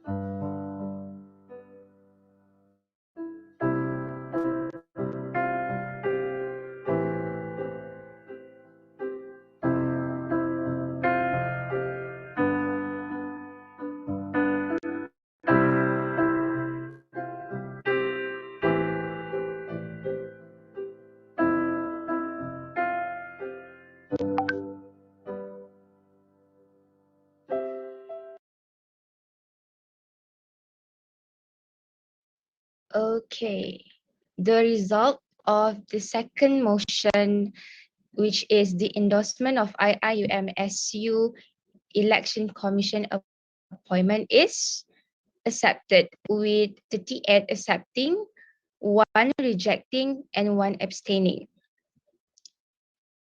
Members of the hall, before we proceed with the third motion, I would like to remind to all the IIUM student parliament members to fill in the attendance that will be provided in the check section below. Okay, so we will proceed with the third motion. As a reminder, we will have a discussion session related to the motion presented. Therefore, anyone who wishes to discuss, debate, or give their opinion, you guys are required to write your name and society in the chat box. The order of speakers will be decided by the order in the chat box. So now, without further ado, I would like to call upon Brother Muhammad Muaz bin Muhammad for the third motion presentation, which is the reconsideration of students to be able to bring electrical appliances. Please be welcome, brother. Thank you, Mrs. Speaker. Bismillahirrahmanirrahim. Assalamualaikum warahmatullahi wabarakatuh. Alhamdulillah rabbil alamin wassalatu wassalamu ala asyrafil anbiya'i wal mursalin wa ala alihi wa sahbihi. First of all, I would like to thank to all the members of the to attend this parliament today. So before I start, my name is Muhammad Muaz bin Muhammad, medical students from Kuantan campus, and currently representing the Mahalah Khalid Al Walid. Okay, Mr. Speaker, please allow me to actually start to present about the motion.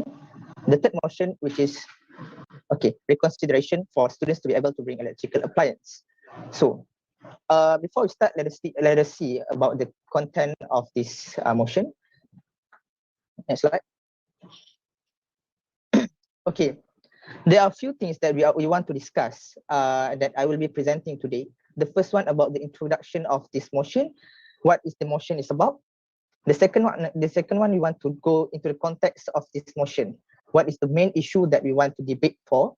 And the third one is about the solution that we are proposing and the impact of this motion towards the students and also the university. And the fourth one, I would like to conclude everything about this motion. Okay, next slide.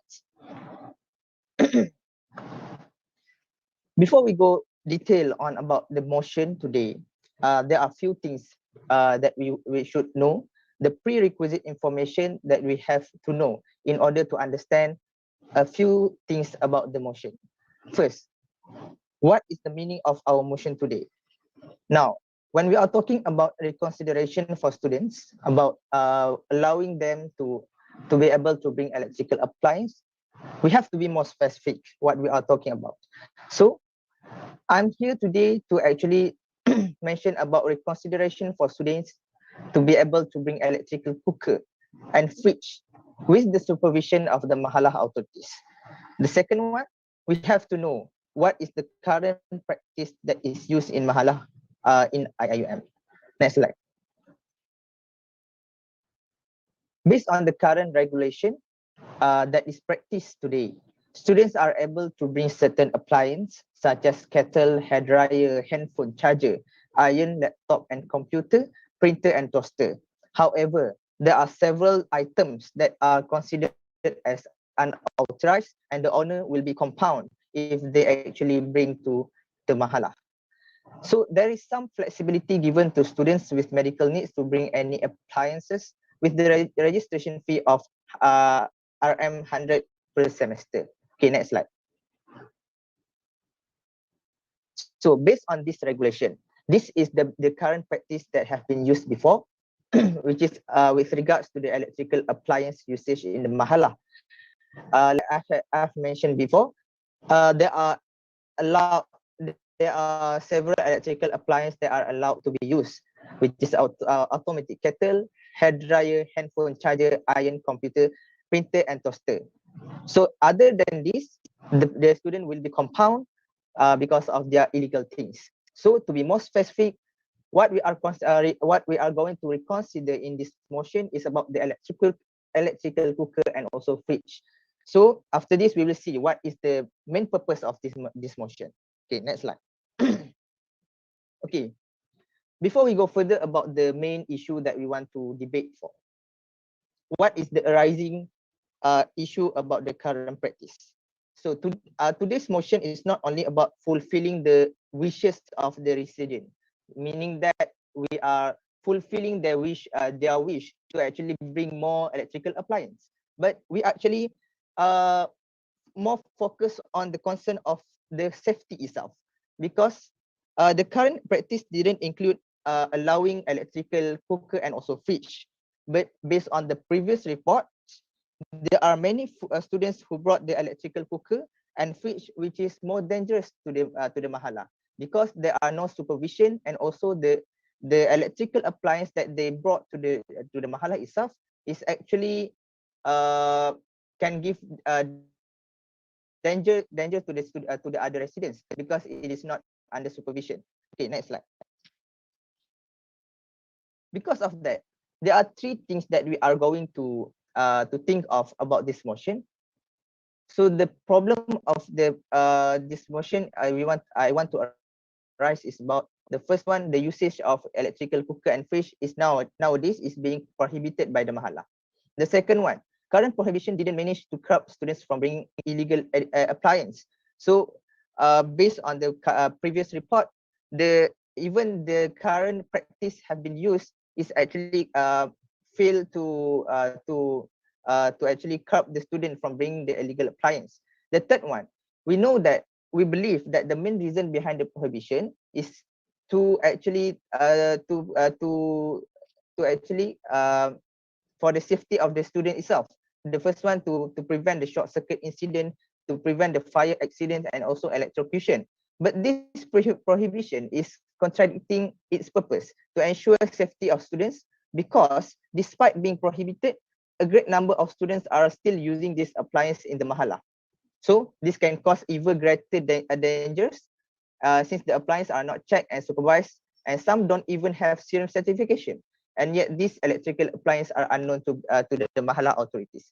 Meaning that the main context of this motion is to review the current practice.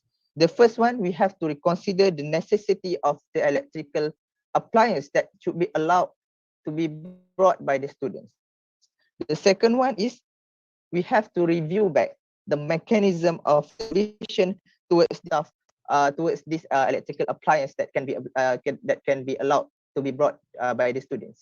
So to get the bigger picture about the motion, we want to reconsider. So the meaning of reconsider, that the two things that I have mentioned before, to reconsider the necessity, and this to review back the mechanism of the supervision for this electrical appliance because of this problem arise based on the previous practice.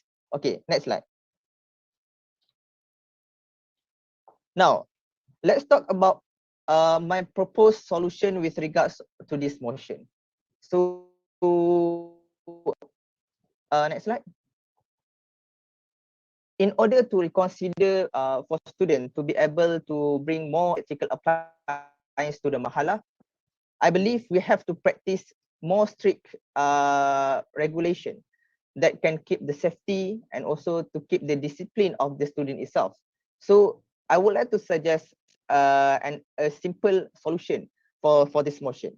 So three main steps that actually the student can have to practice in order to actually bring their electrical appliance. The first one is to check, the second to verify, and third one is to approve. The first one, what is the meaning of the check? Student must bring the appliance to the Mahala office for approval and record. The second one about the verifying. Mahala office ensure the appliance is safe for usage and compatible with Mahala electrical specification. And the third one, the Mahala office will have the responsible to approve and decline the application. If they are approved, students need to sign an agreement stating that the responsibility on the appliance. Okay, next slide.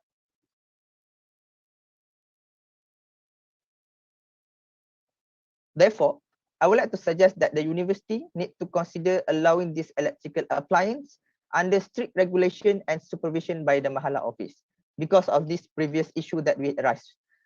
The second one, about the students. Students should clarify what are the electrical appliance that they want to bring to the university. Is it according to the electrical capabilities in the Mahala? And is it does the item have the SIRIM certification, and what is about the safety features? So after they get the approval by from the Mahala, so student also should be signing a responsibility contract admitting that they will be responsible for their belongings. So, and to get more strict about the regulation, the approved electrical appliance should be distinguished by using some sort of sticker like the university once used previously during our CFS. So these are the proposed solution that I would like to mention in this motion. Okay, next slide.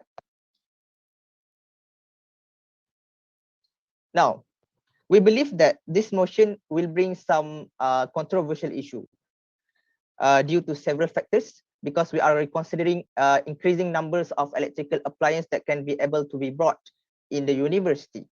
So there are four things that we have to bear in mind and to actually take note if we actually approve this motion. The first one is about the quantity.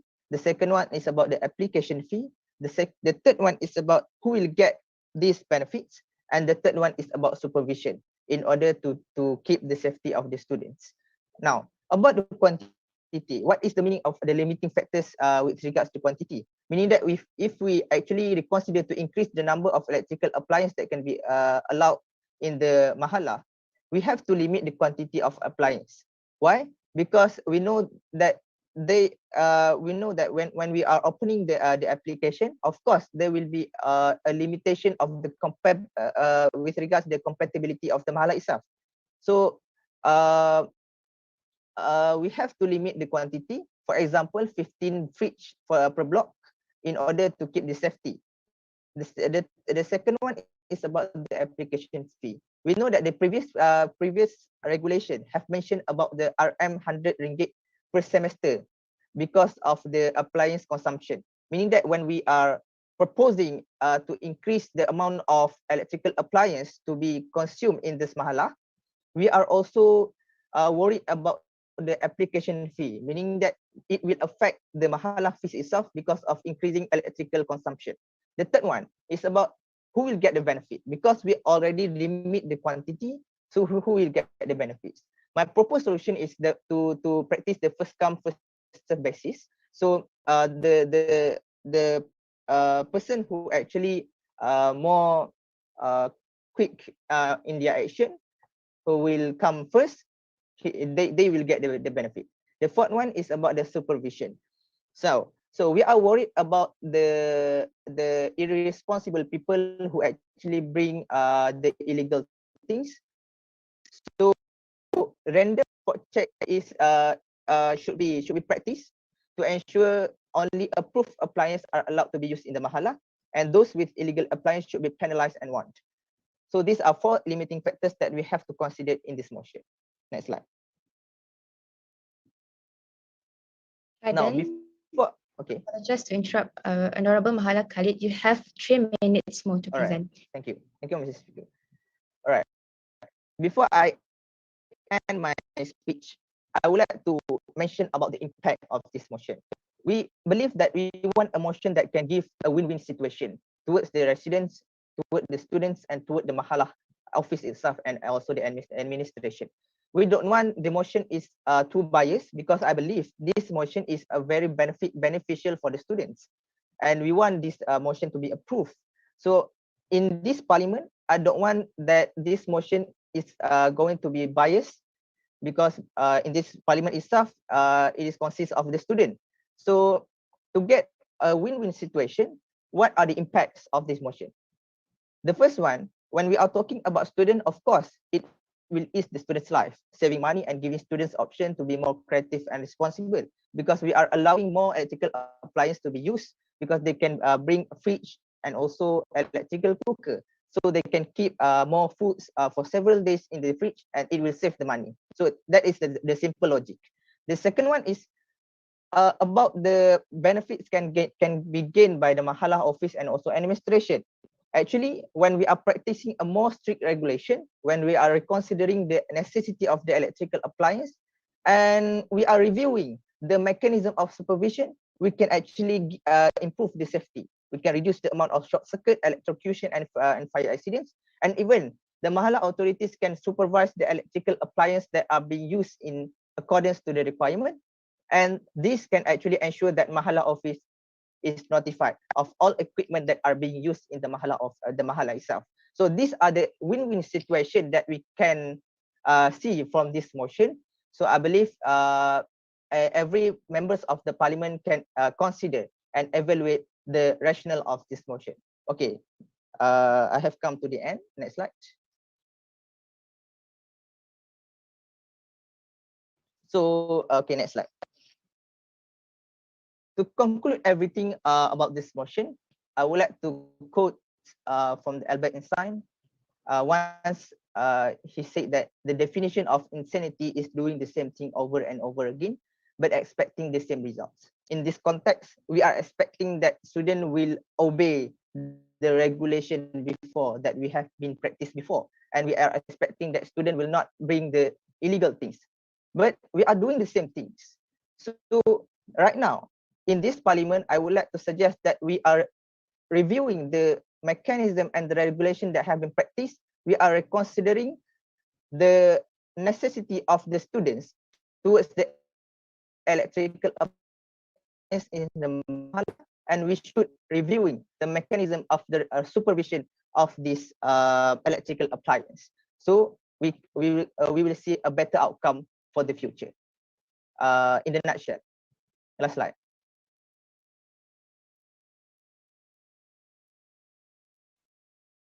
Last slide, please.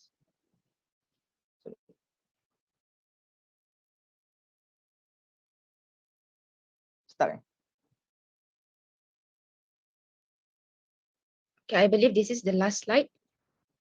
Okay, all right. Sorry, my internet problem.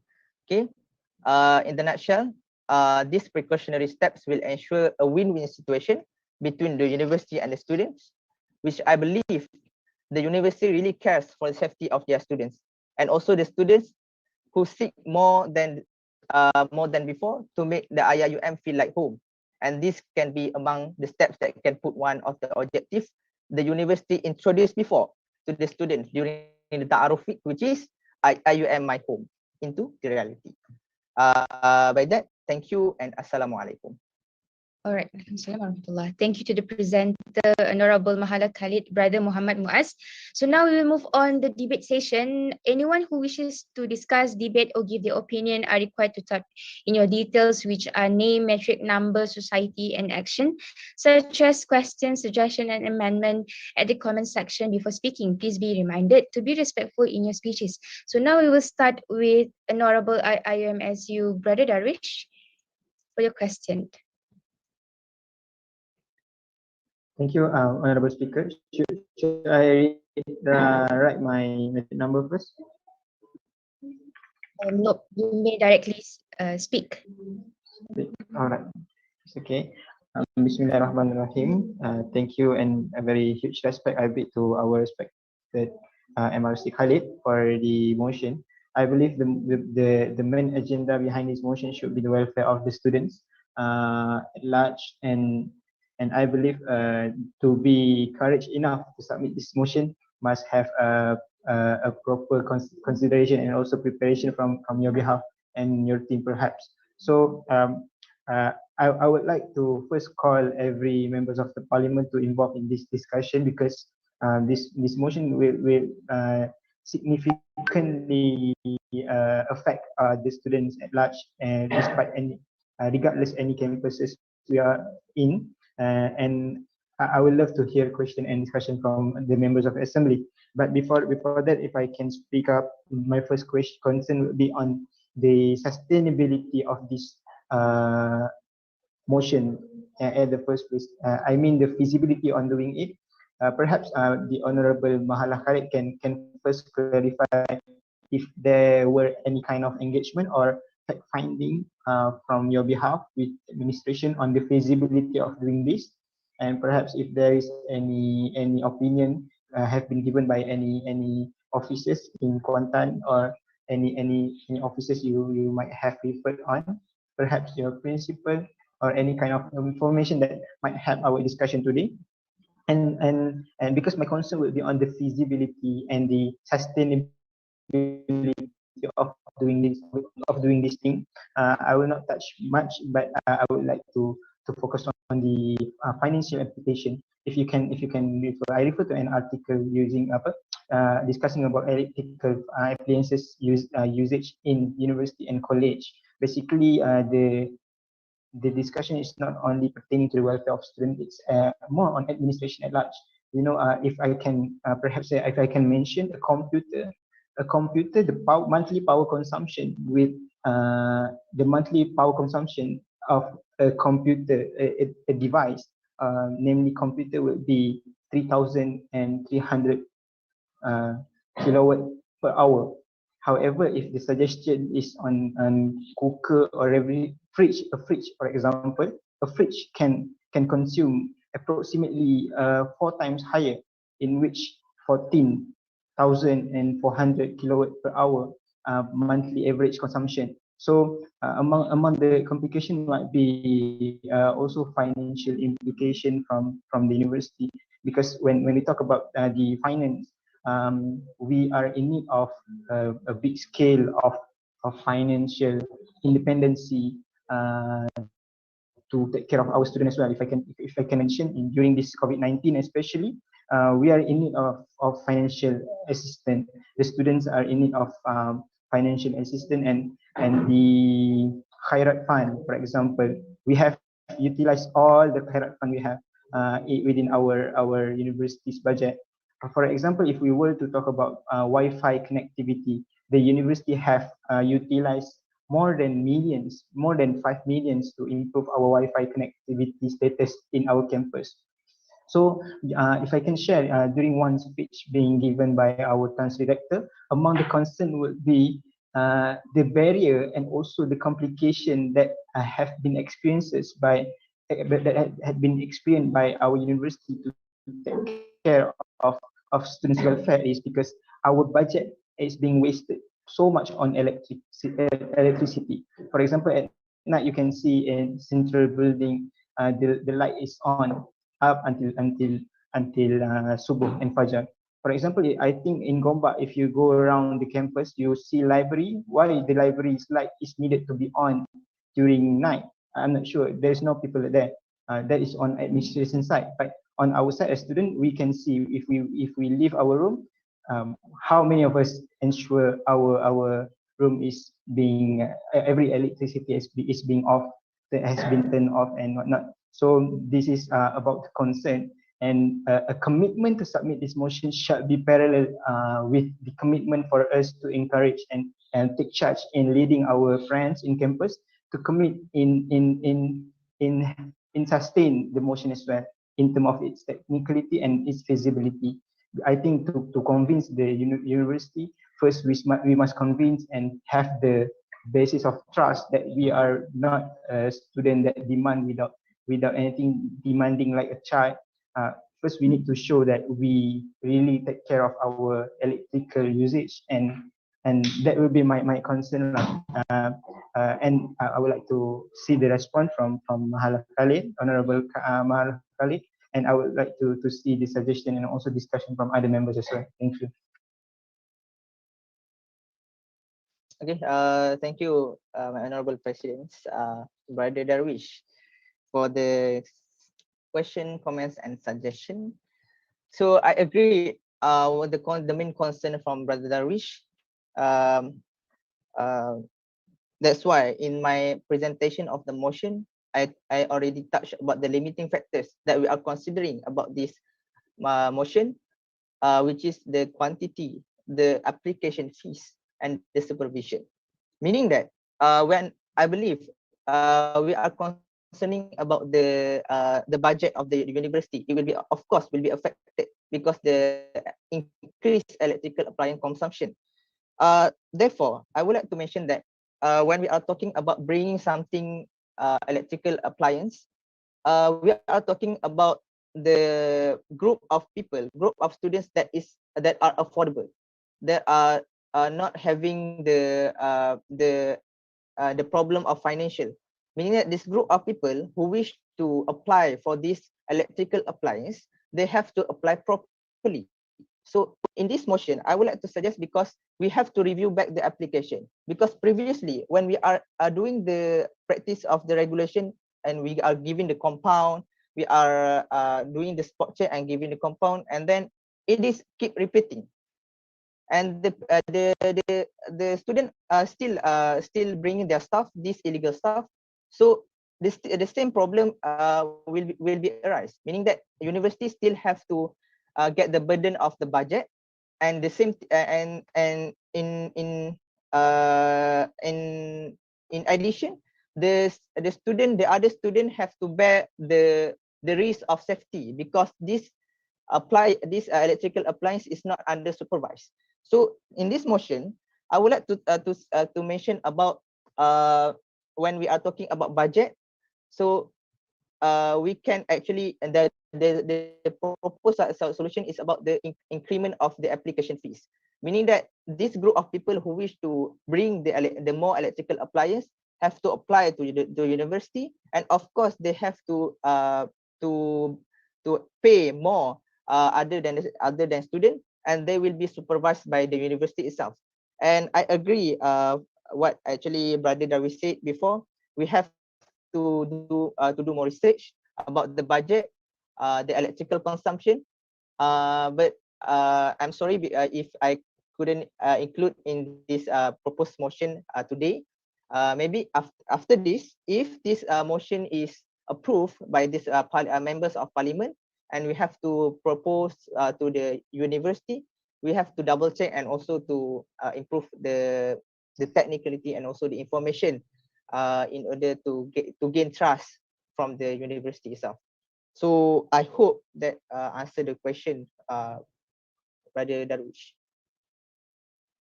All right, thank you for the question and response. All right, let's continue with the Honorable IIUMSU Brother Abdul Rahman, since he had raised the hand first. Please unmute yourself, brother. Thank you, Madam Speaker, and all the members. So my question is going to be about visibility again, but in terms of the quantity and the limitation, as you mentioned, Hala Khalid, Honorable Hala Khalid. So when you mention about first come first serve, for my point of view, I believe it's not fair to the students, because all the students have the right to have this electrical devices or appliance. And when we are limiting this to number of people, either we have to bring a solution which can be applicable to the whole students, or we at least find another solution, which, for example, I would suggest, maybe we are talking about the fridge, so one fridge for each room, which is consisting of 4 compartments. So at least all the people can share one fridge, and then it will be sustainable for the long term. But in terms of first serve, then we are going to let people left behind. That's my. Thank you so much. Thank you, Brother Abdul Rahman from IIMSU. Okay, the same concern about the visibility, which is the quantity and also limitation. Brother Abdul Rahman mentioned about the system that actually is not fair if we using the first come first serve basis. When I think when we are talking about fairness, the first thing that come out from my thought is we couldn't achieve the fairness, the highest fairness in every solution, meaning that even we are considering about the bringing the electrical appliance, increase the electrical appliance in the university, we are also give a disadvantage to the university itself. They have to cater about the budget, they have to cater about the risk of the safety itself. So we also have to consider about the fair to the university, meaning that if you are talking about, oh, it is not fair to give a limitation to the students, but we are gaining the benefits. So it is more appropriate if we are proposing something that can give disadvantage to others, but in our parties, we also have to take a risk of something in order to gain the trust.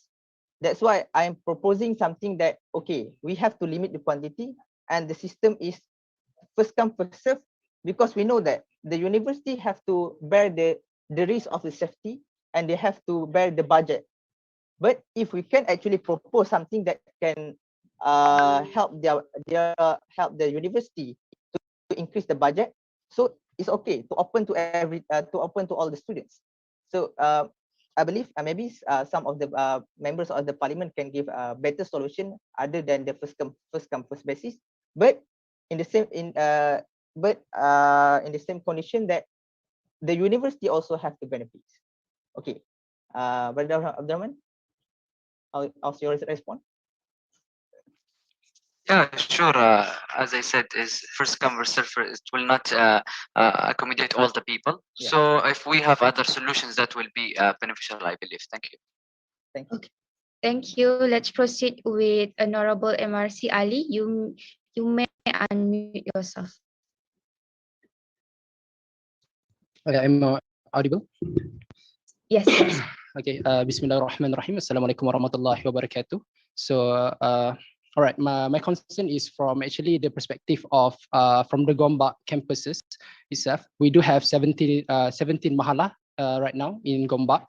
So at first, I do heard that Brother Darwish, which is IMSU president, do mention that they have a electrical capacity, which is how much power consumption that allowed in the campus, right? And even the Honorable Mahala Kali also mentioned about the limitation and so on.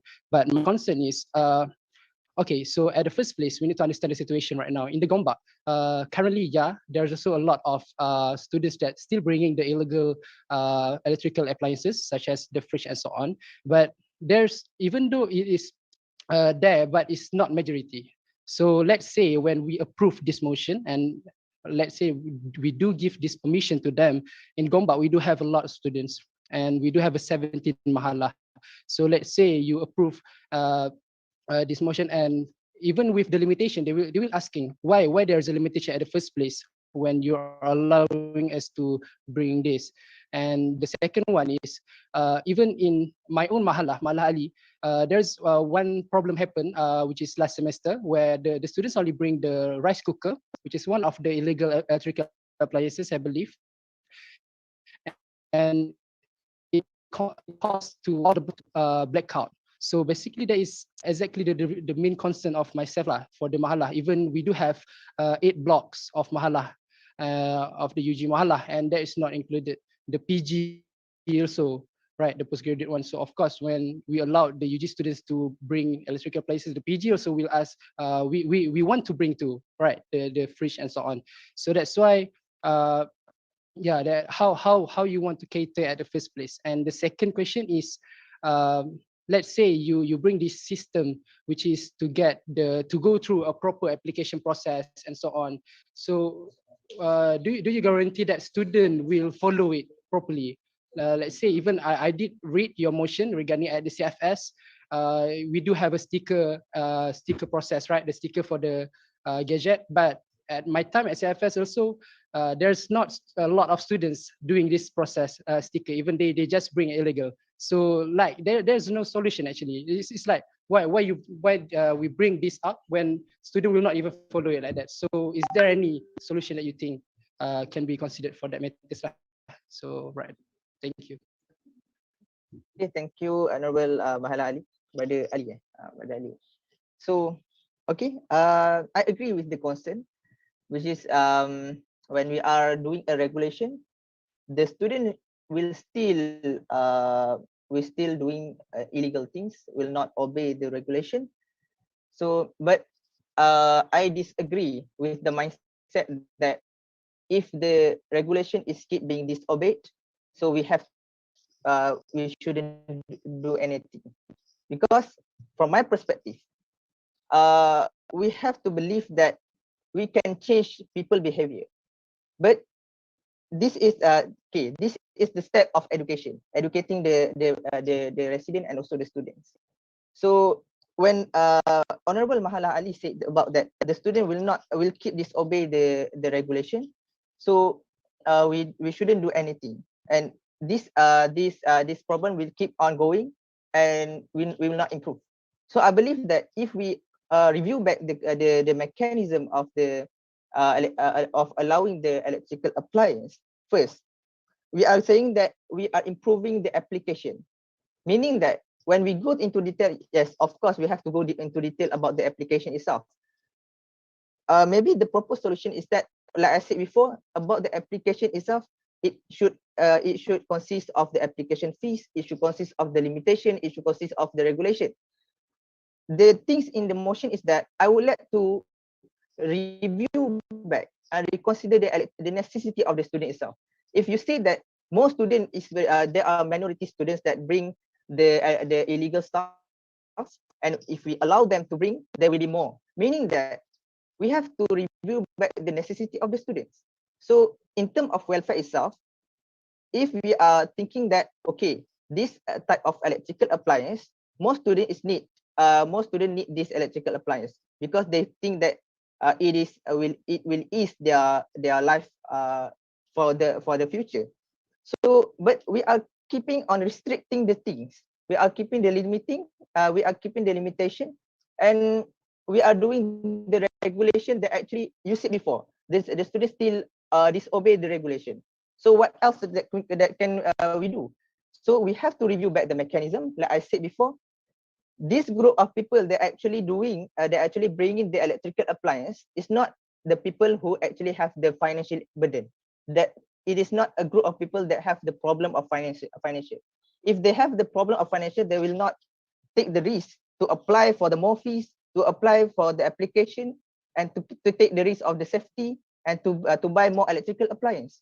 So this group of people is deserve to get the higher application fees because they get the benefits of bringing the electrical application appliance. So when you said how to cater at the first place to make sure that to guarantee that the student will obey the regulation, I would say that the proper mechanism is education. So any other regulation that we would like to propose, we cannot achieve without education. So I think the only answer for that. All right, thank you, Honorable Mahala Khalid. Now let us hear the thoughts from KLMSS.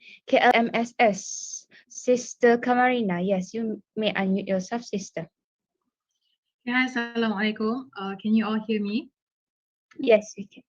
All right, first and foremost, I would like to congratulate the Mahala Khalid representative for bringing such a heavy motion for today. I think this motion is being heated up because you propose to ease the life of the students, but look at the significance. I think I don't have any questions because I think my fellow comrades have given so many questions that I don't want to add burden to you, but let me bring this discussion to look at a wider and bigger picture. Okay, because Sister, pardon for apologize. I just want to remind to all members of parliament, if you have any question to our proposal, you have 1 minute to ask the concerns. Okay, 1 minute. Thank you. Just a minute. Okay. Loading. Okay. Okay. When we talk about limitations, the implementation, education, all of these are execution, huge execution, especially when you want to talk about changing people's behavior. Okay. When I was in Korea doing my exchange studies, we had this collective fridge. Okay, why not we tone it down first and look at things that can help people collectively. For instance, in KLM, in Mahala Zaid bin Haritha, we have this fridge in our activity room. So people can share and use that fridge. But again, the risk will always be there. We have to look at the risk in implementing this, because of course this is a privilege that every one of us would want, but it's not a privilege that hostel students can apa orang kata not all hostel students can get. It's not the privilege that we can actually have, because we are living in people's land. We have to acknowledge certain parts that it's too far-fetched for us. No, I really agree that having a fridge is of course a good thing. You can put your boba inside, you can put your ice cream, stuff like that. But then you have to fikir, when they have a fridge, then they start buying chicken, they start to buy fish, and then suddenly mid-sem break, the thing rot, and then all the implication, all the consequences, we really have to refine it and we really have to rethink. But it's a good thing that you bring this up, because it's something that we can discuss on, and it's something that we can really improve on. If we can implement it, then we should. Tapi, but in this economy, what people say, it's quite far-fetched, and it is quite although you bayangkan kalau that privileged person ataupun that deserving person yang ada banyak duit, that has the amount of money, she brought the fridge, she brought the rice cooker, she brought everything that she could, and she is willing to pay. Imagine how much electricity consumption that particular room will consume. So that is also a risk that we have to take into account. So, but again, I have to praise Mahala Khalid punya representative for bringing such a heavy motion and such a debatable motion for today. Good job. And my suggestion is we start small first. We try to implement maybe collective fridge ke, tapi itulah mindset student kita. Even parcels pun, they steal parcels. Apatah lagi food in the fridge. So there's a lot of things that we can improve, and there's a lot of things that we can really sit down together. Maybe not in this parliament, but we can sit down with all the MRCCs and discuss how to implement this better. So that's all from me. Thank you very much, Honorable KLMSS. And I believe it's the concern from her. Okay, let us follow the sequence here. Okay, now we will proceed with MRC Farouk. Pardon. You may speak now. Thank you, Madam Speaker. Bismillahirrahmanirrahim. Before that, am I audible? Yes, you are. Okay, thank you. Bismillahirrahmanirrahim. Assalamualaikum warahmatullahi wabarakatuh. Regarding this third motion, which is the electrical appliance, there are so many concerns that I would like to arise. First of all, since this motion is being arised in this parliament for the privilege of all students, but the point that the presenter give just now is that most of the point is to protect the privileged students, as I see to be for the privileged students, since you said that since they can afford this electrical appliance, therefore indirectly they are privileged students and they can afford cafes, foods and etc. That's the first thing. Second thing, if you're allowing this student to bring fridges and etc., it means that IIUM need to bear the cost of rewiring the whole building, since the wiring that we have now is not suitable for fridges, for heavy electrical appliance. So are you saying that IIUM need to bear the cost indirectly? Student need to bear the cost itself, and then indirectly also the fees of the student will increase. So why are you want to this electrical appliance to be applicable, since there are exceptions given by IUM if there are medical reason to bring fridges, to bring heavy electrical appliance, IUM may reconsider and may allow it. So I do not think that this sticker need to be applied for us, since there will be so many consequences in the future. That's all. Thank you. Thank you very much for your concern, Honorable MRC Al Farouk. So now we will hear the thoughts from IIUMSU, Brother Daniel. You may unmute yourself, brother. Okay, Bismillahirrahmanirrahim. Assalamualaikum warahmatullahi wabarakatuh. I think this is a good motion. It is for the students, and I think again I would like to congratulate. So straight to the point, there are a few things I would like to raise, but I think most of the members have already mentioned one by one. So, but number one is, I think I would like to reiterate the question from Brother Darwish. Does MRC have engaged with the administration? Does this, what do they think? I think their insight, if the Mahalah says, oh, this is something that could be done, then it is something good to know lah. But if the Mahalah also not sure, then we are also not sure, something like that lah. So first, engagement with the admin, is there any engagement prior to this motion? And number two is, aside from all the issues and concerns before, I would like to raise another aspect.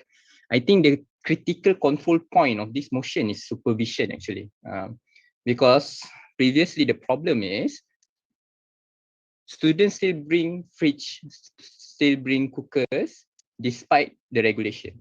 So it means the problem is the prohibition is not good enough. There's something wrong with the supervision. So if we change a bit, if we allow like 15 fridges or 15 cookers, it still doesn't address the problem. The problem is supervision. How random spot check, how effective is a random spot check? How effective does the student really afraid of being kena saman? So this is something that another aspect that need to reconsider, because just like one of the members of the parliament has mentioned, if we open a small portion, then you will open the highway lah, I would say. So it's not easy, and then everyone will start bringing their appliances, despite maybe some of the students are still afraid of the prohibition. Now they might think, okay, dapat macam camouflage sikit dengan student. But I still agree, education is number one, but this is something that need to be considered lah, because with education but not good supervision and prohibition, then this motion might be a liability in the future. So I think that is all from me. Thank you. Okay, thank you very much, Honorable IIMSU Brother Daniel. Okay, for your information, the members of Parliament, we have the last three questions. Okay, so let's proceed with MRC Siddiq. You may speak now. Bismillahirrahmanirrahim. Assalamualaikum warahmatullahi taala wabarakatuh. Am I audible? Yes, brother. Right. So I believe the purpose of this motion is to cater the needs of the students. However, I also believe that this motion, if it is approved, it can cause and lead to bigger mafsadah. Okay. Because I would like to say on the aspect of safety. That brother said that before this also happened seldomly or frequently short circuit in Mahala. And if now we can allow students to bring these electrical appliances, high electrical appliances, fridges, so it can cause frequent short circuit. And if this happen, or worse, like fire, cause fire, who will be responsible for this? And it can cause uproar among students who bring the electrical appliances and among students who didn't bring the electrical appliances. They will sorry. Okay. So that is my concern about the safety aspect. So who will be responsible? And what if it can cause uproar, I believe. So how do you think about this? So this is my question. Thank you. Okay, brother. Okay, thank you, brother. Okay, I think the presenter need to answer that in 1 minute. The floor is yours, brother Muhammad Muaz. I have 1 minute to answer 4 questions. Okay. I think there will be only one question since the other is arising their concerns. Okay. But I have to answer with the concern also. Okay. I will try. Okay. So there are 4 main question from the members of the parliament. That I would collectively say like the concern is about 2 things. First, about the welfare of the student. Second, about the safety itself, about the burden of the university itself, because they have to bear about the safety and also the budget. Okay. First question from the first suggestion for the KLMSS Sister Kamarina. She said that it would be better to do collectively because it is something that is huge. So this motion is huge. Okay. Second one, MRC Al Farouk said about that it is a contradiction when I said that we would like to offer for the application of bringing the electrical appliance, but in the same way that actually they have to pay for the application fees, they have to take the risk of the safety. So it is a contradiction in terms of the welfare. The third one is from the brother Daniel Zube. We have the engagement, and he said that the main concern is about the supervision. So if we actually approve this motion, we didn't actually get the main problem because the problem is come from the supervision. Okay, the fourth one is from the MRC Siddiq, which is he concerned about the safety. Who will be responsible about the safety of the mahala? Okay.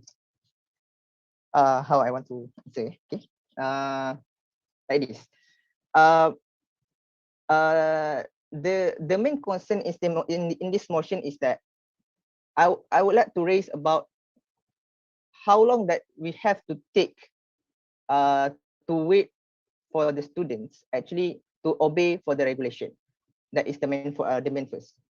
The second thing is that if we have the report and we receive the report before that many students doing the illegal things and it is a risk to other resident itself because they are bringing something illegal and it is not supervised, like the Mahala Siddiq said, who will be responsible?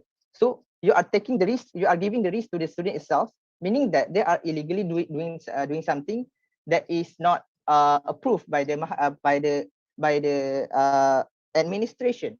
But in the same time, in the same thing, you are giving the risk to the student itself bringing the illegal things, and the same dangers will happen. So who will be responsible? So the question same, it is the same. Who will be responsible? The student itself.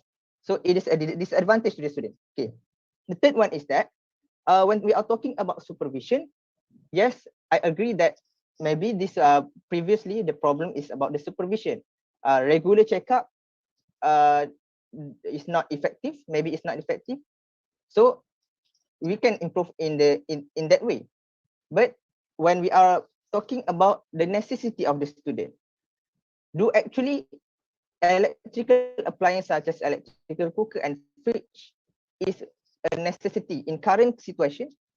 This electrical appliance is a necessity because everyone says that okay, each mahallah there are people who actually bring these illegal things every year there is increment of the electrical appliance that have been brought by the students. So thus actually in terms of welfare of the students, thus this electrical appliance is necessary. So if we are reviewing back, so we will know this electrical appliance is a necessity for the student.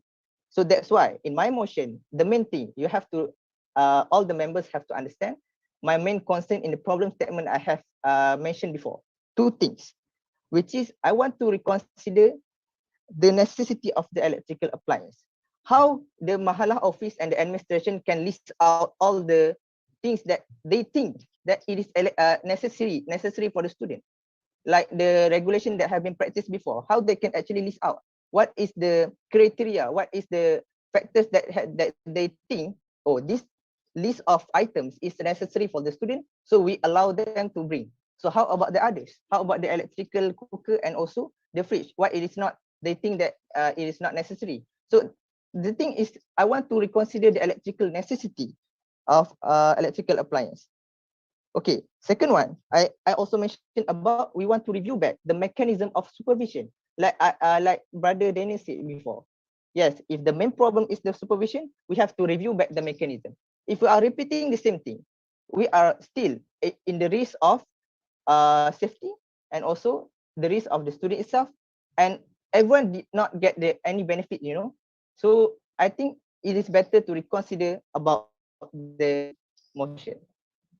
And about the suggestion from KLMSS, I believe that it is a good initiative.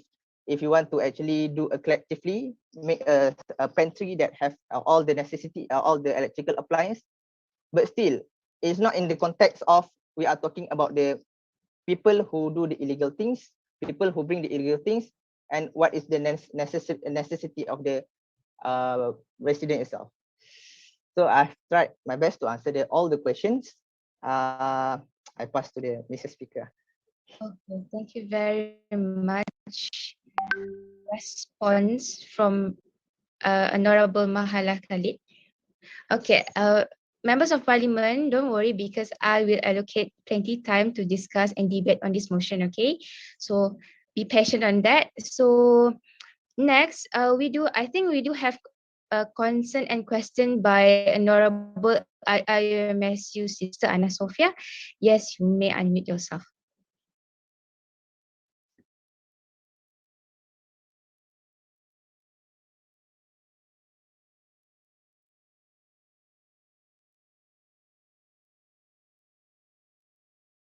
Sister Anna Sophia? Am I the only one who is lagging or I can't hear your voice?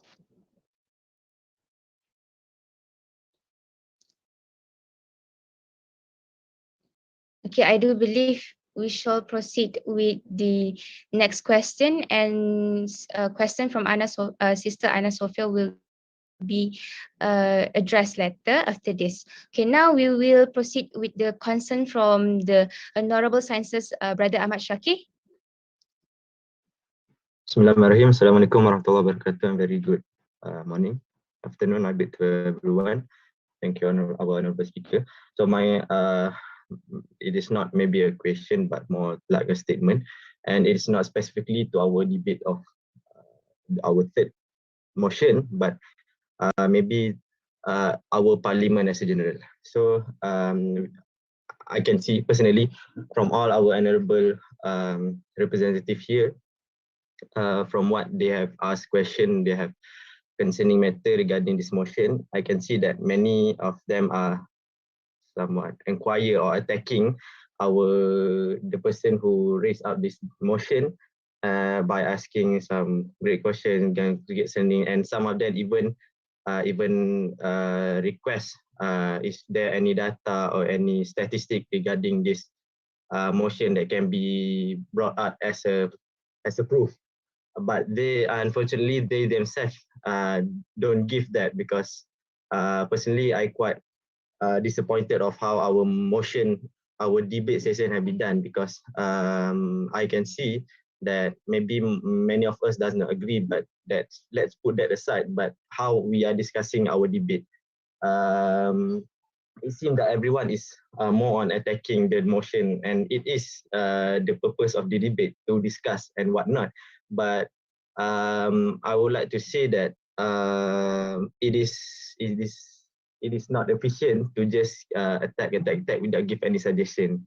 So rather than saying that, if we do this, a problem will arise, but we do not give any solution to that. So I believe that it is not a discussion, it is more like an attacking session. Or I do believe that it is the purpose of the debate to ask question, but hopefully after this maybe we can help in discussing more efficiently rather than just attacking the motion. What if this happen, what if that happen? It is better for us to give at least a suggestion or insight on how to tackle that problem. And I would like to share saying that the first step in solving a problem is to acknowledge that it is a problem. And I believe that many of us did acknowledge that maybe the electrical appliances issue is a problem, but they do not take another step, which is to give suggestion or to give comment or think of a way to overcome that. So actually that is a statement. Like I said, it is not a question of concerning matter focusedly on this motion, but on how our debate session is being held. So I believe that's all from me. Thank you. Okay, thank you very much, Honorable Sciences, Brother Ahmad Shakir. Okay, let's proceed with, I think the Sister Anna Sophia is ready, and on behalf of her, Brother Darwish, you may proceed. You may proceed to ask the question. All right, thank you so much, Honorable Speaker. I'll be speaking from Accra City Parish account. All right, so 1 minute, Bismillah. Now, on this third motion, I have 3 points. First is financial implication, second is electrical capacity implication, and third is about ongoing research. Now first, financial implications. If we want to look at one perspective, okay, I would say my perspective based on previous research, these motions actually give a positive financial implication. Why? Because let's give it a look. If one person bring an electrical item that is illegal perhaps, and then him or her, or he or her was being fined, then the fine would amounted to only 50 ringgit, if I'm not mistaken. There are many MRC here, correct me if I'm wrong. So the amount of fine is 50 ringgit. But as per the suggestions of Honorable Mahala Khalid, the fees to register for these electrical appliances is 100 ringgit. So you can see actually that for financial wise, it will be good.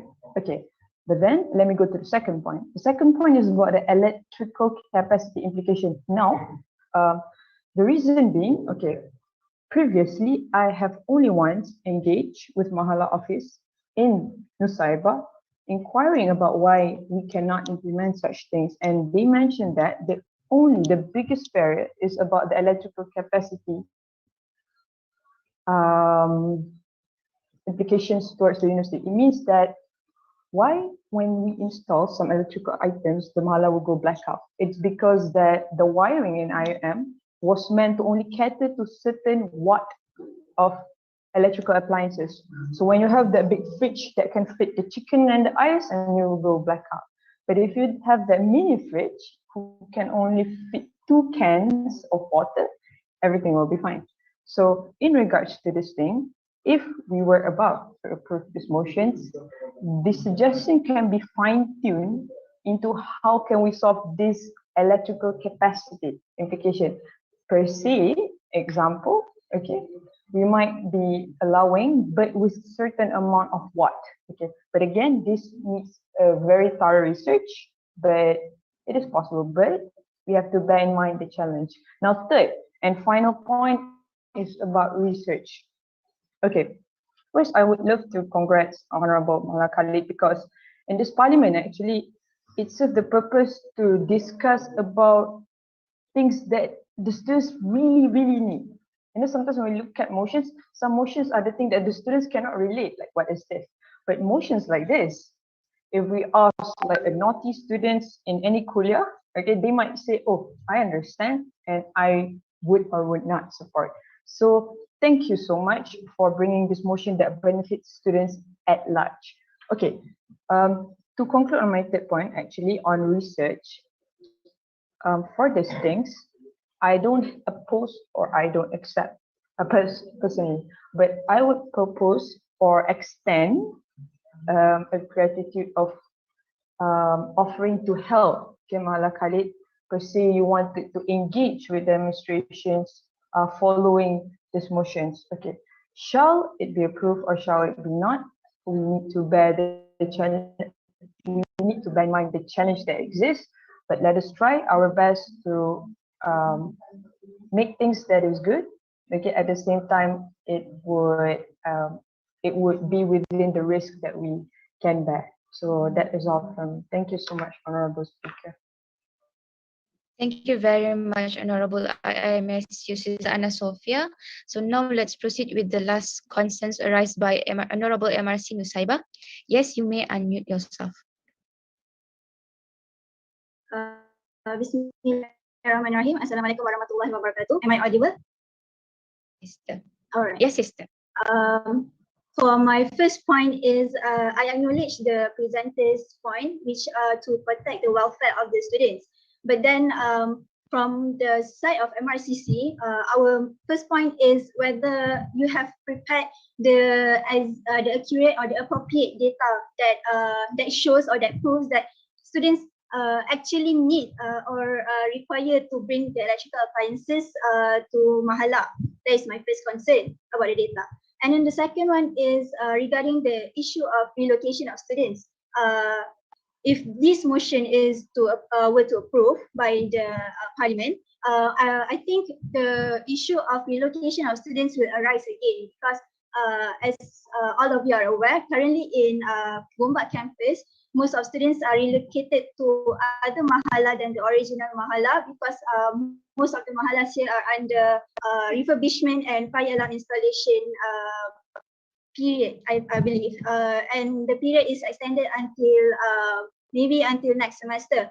So not all students are allowed or are approved their application to return to mahala because of the said reason. Therefore, if the motion is approved and there will be wiring installation or rewiring building in Mahala, our main concern is how are we going to relocate the students if all Mahala will be going through the rewiring process. I think that's all from me. Thank you. Thank you very much, Honorable Mahala Nusaiba, for the concerns. All right, is there any concerns or counterback from the Mahala Honorable Mahala? From our proposer, Brother Muhammad Muaz. Okay, thank you, Speaker. First of all, I would like to thank to all the members of Parliament because of their involvement of this motion. It is a good discussion. Of course, this is how actually a Parliament should be. So my comment is only about the execution. I believe that currently all the members is very concerned about the execution. Yes, of course, I apologize for the for the witness of the execution. So maybe after this, I would say that if the motion is approved, so we have to go thoroughly and we have to go into detail about the execution. And the second thing is about yes, of course, I also apologize that I haven't done a very detailed research and didn't actually include the data that needed in this motion. So it is my personal problem, it is my personal weakness. So thank you to all the members of the parliament for the concern and also the advice. So I believe with the vote, the power of the vote, and all the vote is yours. Okay, thank you. Thank you very much, Honorable Mahala Khalid, for the comments. Time's up for the debate session. I would like to say thank you very much for all the questions, response, concerns arised by our members of parliament. So now we will have a break for 2 minutes. By means we will continue to voting session at 11:51. Right.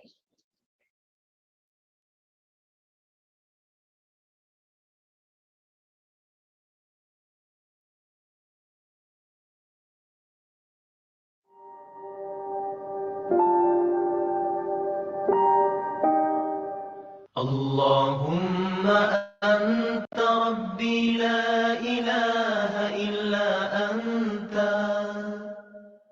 خلقتني وأنا عبدك وأنا على عهدك ووعدك ما استطعت أعوذ بك من شر ما صنعت أبوء لك بنعمتك علي وأبوء بذنبي فاغفر لي فاغفر لي فاغفر لي فإنه لا يغفر الذنوب إلا أنت. Ya Allah, Engkau Tuhanku, tiada Tuhan selain Engkau. Engkau ciptakan aku dan aku hamba-Mu. Dan aku berada dalam janji-Mu menurut kemampuanku. Aku berlindung denganmu daripada kejahatan yang kulakukan. Aku sedari nikmat-Mu kepadaku dan ku sedari akan dosa-dosaku. Ampuni aku,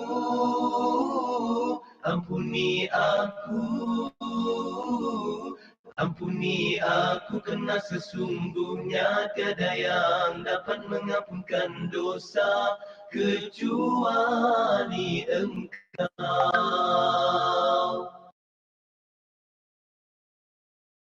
Okay, Alhamdulillah ala kulli hal. I believe we have done with the discussion, all the comments arising, concern questions have been mentioned by by our parliament members. So we shall proceed with the voting for the third motion.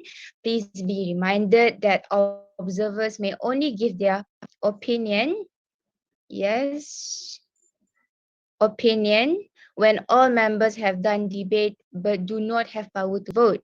To all members of parliament, please cast your vote by voting in the poll provided. The time allocated for voting is 5 minutes.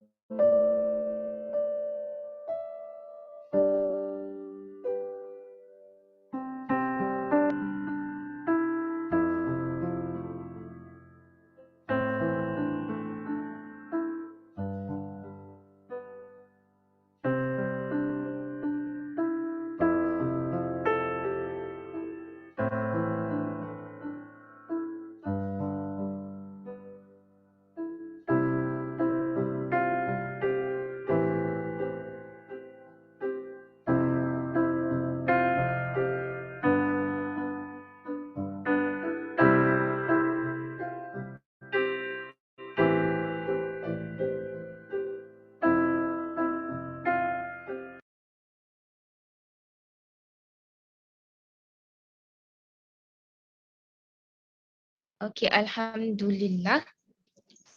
The result of the third motion, which is the consideration of students to be able to bring electrical appliances, is rejected, with 12 is accepting, 24 rejecting, and 7 is abstaining.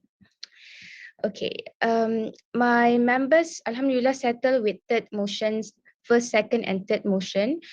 My brothers and sisters, members of parliament, since we are moving earlier than our schedule, I would like to continue our second session actually. So before that, I would like to, yes, brother. Yes, brother Darwish, you may. I'm sorry to interrupt. If it doesn't burden the assembly members, including the commissioner and also speaker. Honorable Speaker, I just want to clarify on my question just now.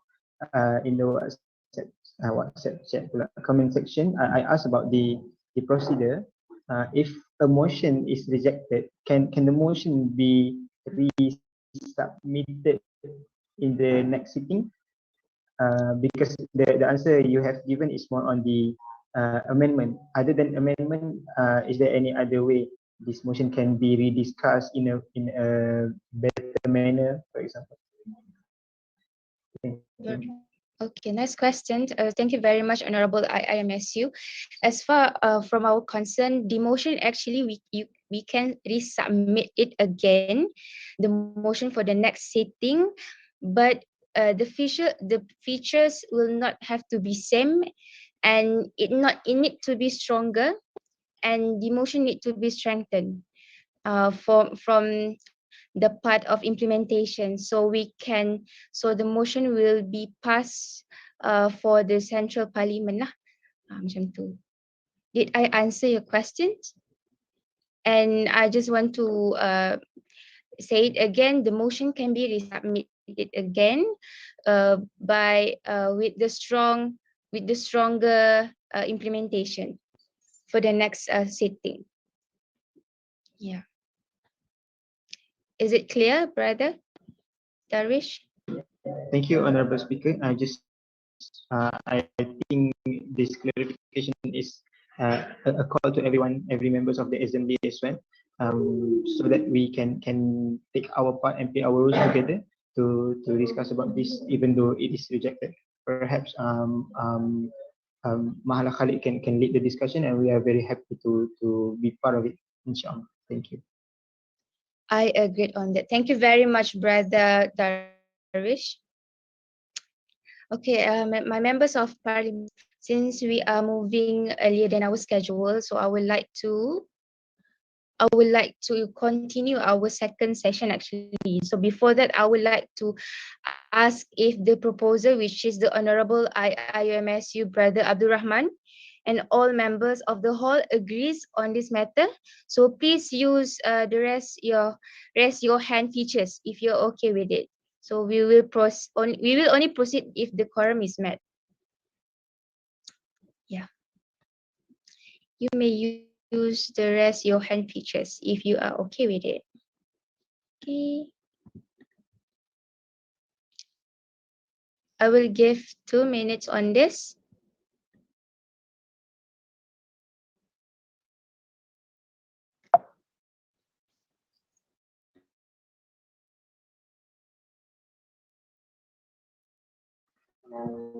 Bismillahirrahmanirrahim. Can I clarify about this slide who will control? Pardon? Do the commissioner have the slide? Yes, for the fourth motion, right? Yes, we have. And we are being called. Okay, thank you so much. Honorable Speaker and respected members of the Assembly, my name is Muhammad Darwish, the President of IIUM Student Union. Actually, this motion is being submitted by our representative in IIUM Student Union, but we take it as a motion from the union as a whole. Allow me to present. Pardon, apologize for interrupting. So by means all agree to continue this session, right? Because actually we have two sessions. So actually just now I'm asking for everyone, members of parliament, if everyone is agree, if we continue the session. Perhaps should we have any voting for that, Honorable Speaker? Actually, I'm asking to everyone to raise your hand if everyone is agree. Okay dah. Okay, I think yeah, no one raised their- yeah, because I've seen none. Okay.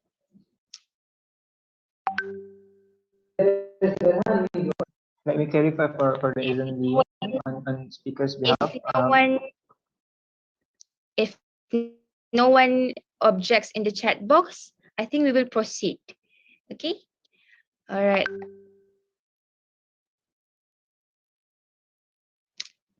I think we shall continue.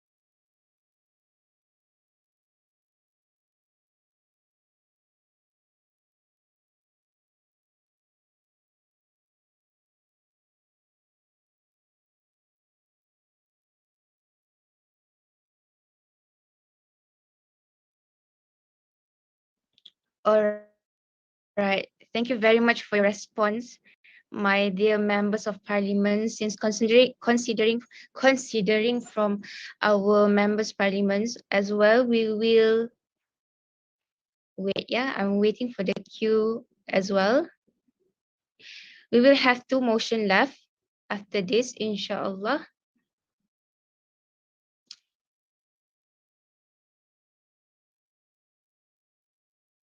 While waiting for that, inhale and exhale first. Take a deep breath, relax first. And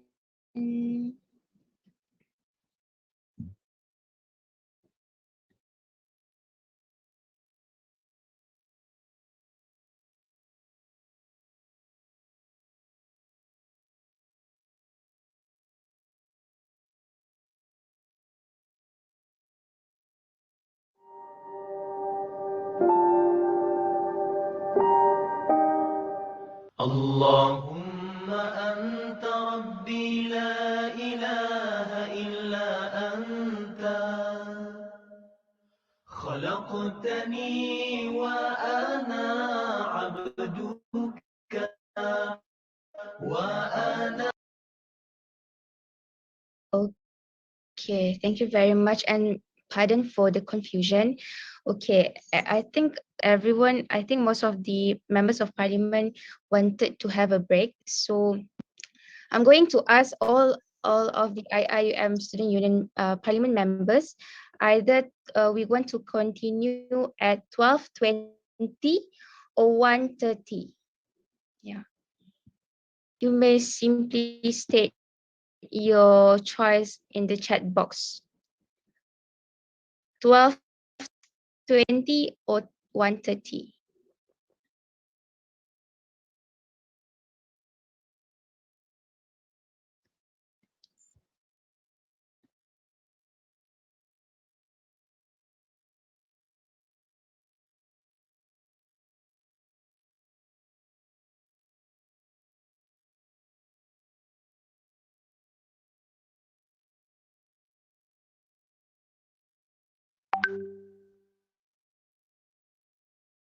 Okay, it's quite messy to see all the choices in the chat box.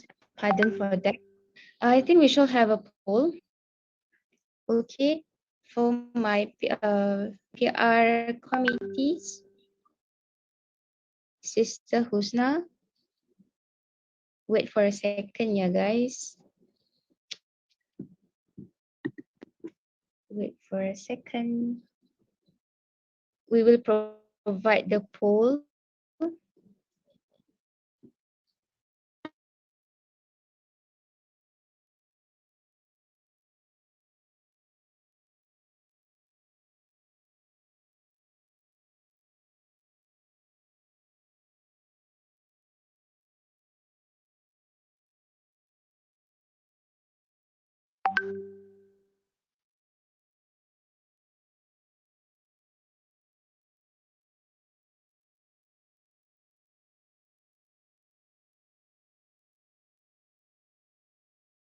على عهدك ووعدك ما استطعت أعوذ بك من شر ما صنعت أبوء لك بنعمتك علي وأبوء بذنبي فاغفر لي فاغفر لي